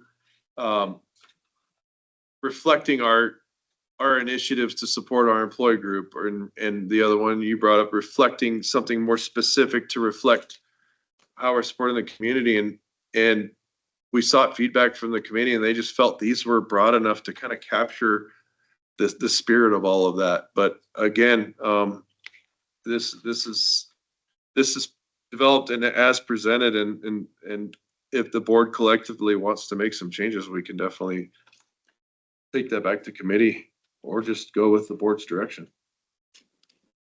Other feedback? Other comments, questions?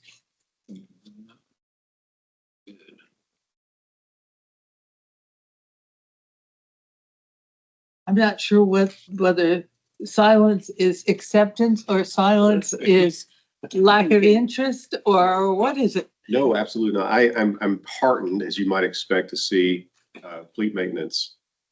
And and we've, NACOG, we've had this discussion, and despite the chaos and the discord that we're having to wade through now, we're keeping this thing alive. We're going to have to do something about it. Yeah. I would just much rather it be planned and proactive. And so I'm very heartened to see it documented there. So thank you. And like I said,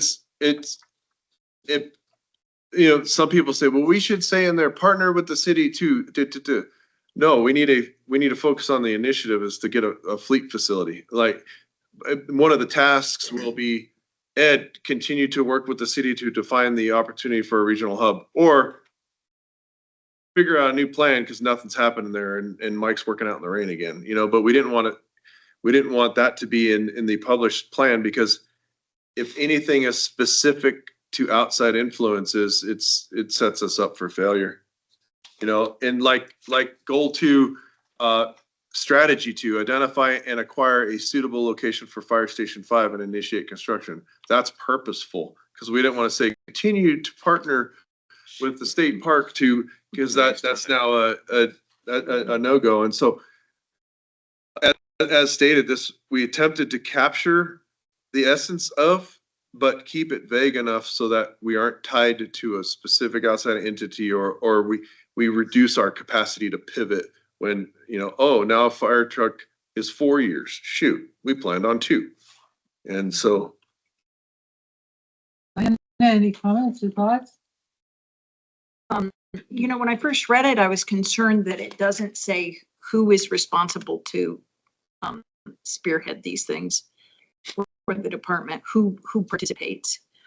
And I don't know whether it should or not, because I haven't been part of that process, or whether it's going to be incorporated at one point. Well, so that was the initial thought, but had we done that and got it approved in 2025 as it was planned in April of 25, literally nobody that would have been, or probably 60% of people assigned would no longer be here today.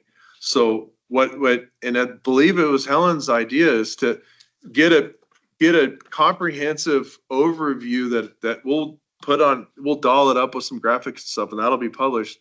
And then when I say behind the scenes, it's publicly accessible, but it's not going to be flying like a flag on the main page of the website. But we will have a living document that is accessible to public, but primarily for the board to be like, okay, goal 1, strategy 3, Kirk's assigned to that. I wasn't suggesting that it be that specific. Okay. I'm thinking So-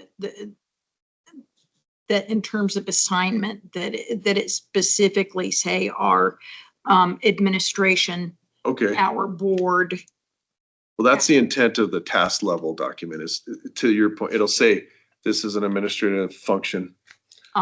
Like regular review of financial policy, internal controls, that might drill down a little closer to an individual or a position, if you will. Maybe not necessarily, this is Ed's thing, and the fire chief shall.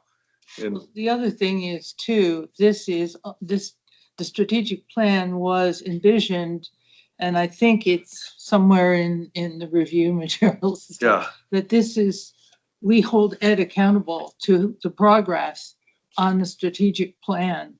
I personally have a strong preference for this guiding you all annually when you have to circle a number. Like, what got done, man? You know, this is tangible to me. I can, okay, 1 through 5 got done. And you say, well, we wanted 1 through 6, you get a 4. And I would prefer that over this kind of vague interpretation of what's going on that we've had in the past in some instances. But I like having here's what we're doing because this is what we said we're gonna do. And that's very linear for me and it makes sense. It's no different than our task books for a firefighter or engineer. Here's the stuff you gotta do to prove you're doing your job. And then, I don't know, it might be helpful to have some kind of a statement that says that the strategic plan led by the chief and the board, or a more general statement about who does this. so like have our goals and strategies, but then have a cover sheet, if you will, that kind of defines intent. Cover paragraph. Yeah, that I like, says- that was kind of the leading intent, is to do a cover paragraph introduction. It just, and I'm not saying that you get down into the task level items that go towards this one position or the other. I think generally it would be helpful to have who's responsible overall. Okay. Scott, any comments?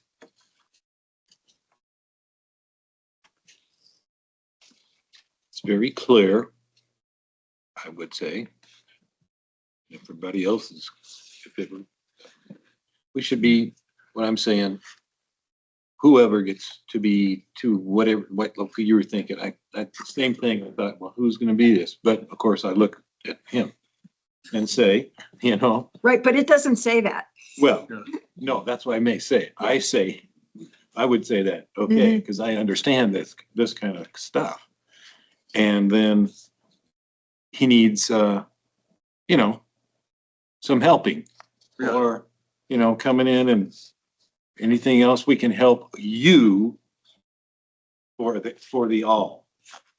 You know what I mean? Yeah, well, I'd like to get to the point where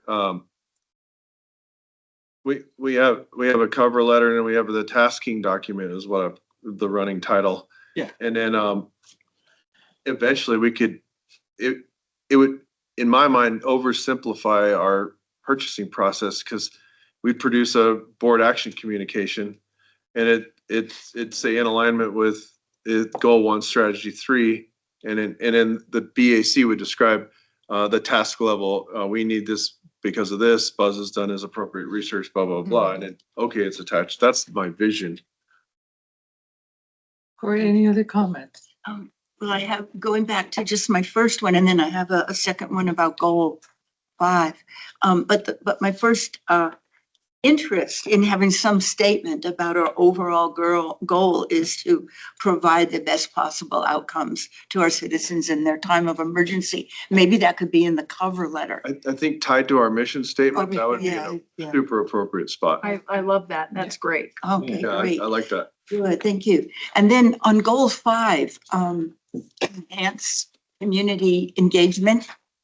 Sounds great. And all the steps under strategies underneath it are excellent.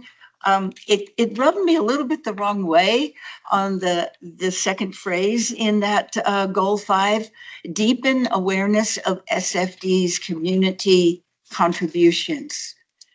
To me, that kind of says, well, you know, look at what all we've done for you, or it's a little strange, that one, that No, that and add-on. we did some wordsmithing. It was, and the intent of that is to create an environment where the organically the community really understands, you know, what we provide. Hmm. Because and this is scars, right? You know, you know, 2 weeks ago I'm at a community meeting and I'm getting asked, "Oh, do you work well with the ambulance company here in town?" You know, and so, you know, or do you guys work with VOC Fire? you know, and because those knuckleheads out at 3 jokingly call themselves VOC Fire in the community because yeah, it was, and it was just like like the deepen awareness just feels like a warming blanket to me. It's just like make purposeful effort to ensure our community truly understands the services we provide and what they can expect. Oh, wait, all of these goals had 46 iterations each. Like, we went back and forth on words. Well, I'd love to see that one wordsmithed a little bit more, just those, just the second part of that goal 5. What would you change it to? Yeah. Yeah. Hearing what you want, what it's aimed at, I think it would be to increase the community's awareness of all they receive from SFD. Enhance community engagement and increase awareness. Of SFD's community contributions. Again, of what they receive. I just like it that they get to know more about what they're receiving from us, but Enhance community engagement and increase awareness. How about Of what SFD services? yeah, there you go. There you go. That's good. SFD service delivery model or just services? Services. Anything can be changed. Yeah, that sounds good. Flexibility. I love the enhanced community engagement. And somewhere, I don't know if you can include the term partnership so that the community becomes engaged to the level that they take some responsibility. That was the intent of enhance community Yeah. engagement. Yeah, well,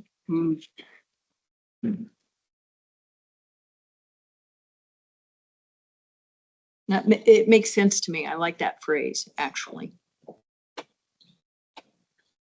Which part, which phrase? Community, enhanced community engagement, Yes, because Yeah. That's the first part of it. I Yes. really like that part as well. It was the second part that I thought. yeah, would be some I heard you. So is there any other comments? So I will say, repeat my comment, and I'm not gonna push the issue any farther, but I wish we had a goal that spoke specifically to our staff, all of our staff. But with that, can I have a motion to approve as amended the Sedona Fire District's 2026-2031 strategic plan? Yes, please. And, No. oh, Yes. make a motion to approve the SFD strategic plan as amended to include an opening cover letter. Okay, to include Mhm. go ahead. Can I Diane. suggest that we table this to the next meeting? And I hate to do that. I don't think there's a rush, but it doesn't feel finalized. I feel it's finalized strongly. You Yeah. do feel like it's finalized. I do, and I think with an amended resolution to include a cover letter, that's all the direction I need. I think, So I and have a concern about that. okay, Okay, and the reason I like the idea of the paragraph. But Yeah. I'm envisioning this is going to be on the website. mm-hmm, This is going to potentially be in a nice glossy document mm-hmm, that we can hand out. So you're not necessarily going to want a cover letter. So that's why I didn't include the cover letter. I just said as Okay. amended. And then Diana, completely support what you're saying about needing who's responsible for it. But that can be a paragraph that's integrated into a glossy document. It can be leading it in the Yeah. website. It doesn't have to be a cover letter. okay. I'm just the term I'm using. Yeah, so, All right, so let me go back. So do we have a motion to approve the Sedona Fire District's 2026-2031 strategic plan as amended in discussion? Madam Chair, I would like to make a motion to the effect of your verbiage as just stated just now. I'll second that. And you will second. Is there any further discussion? Okay, all in favor, say aye. Aye. Opposed, say nay. We have a strategic plan. Yes, now we Okay. can do the fun part. Look what we did. Implement it. Yeah. Okay. No, truthfully, that's, for me, that's the fun part, because, I mean, we already are doing a lot of it, but to formalize it so it's tangible and measurable for not only staff, but the board and the public, that's the part, the meat that I want to get into. So do we have any board member updates, ideas for future meetings? Looks like we have somebody who survived automotive acrobatics. I wouldn't tell anybody to do that. Anything, any other updates? Just glad you're back and you're well and you're safe. Yeah. Thanks. Well, if we have no further updates, this meeting is adjourned.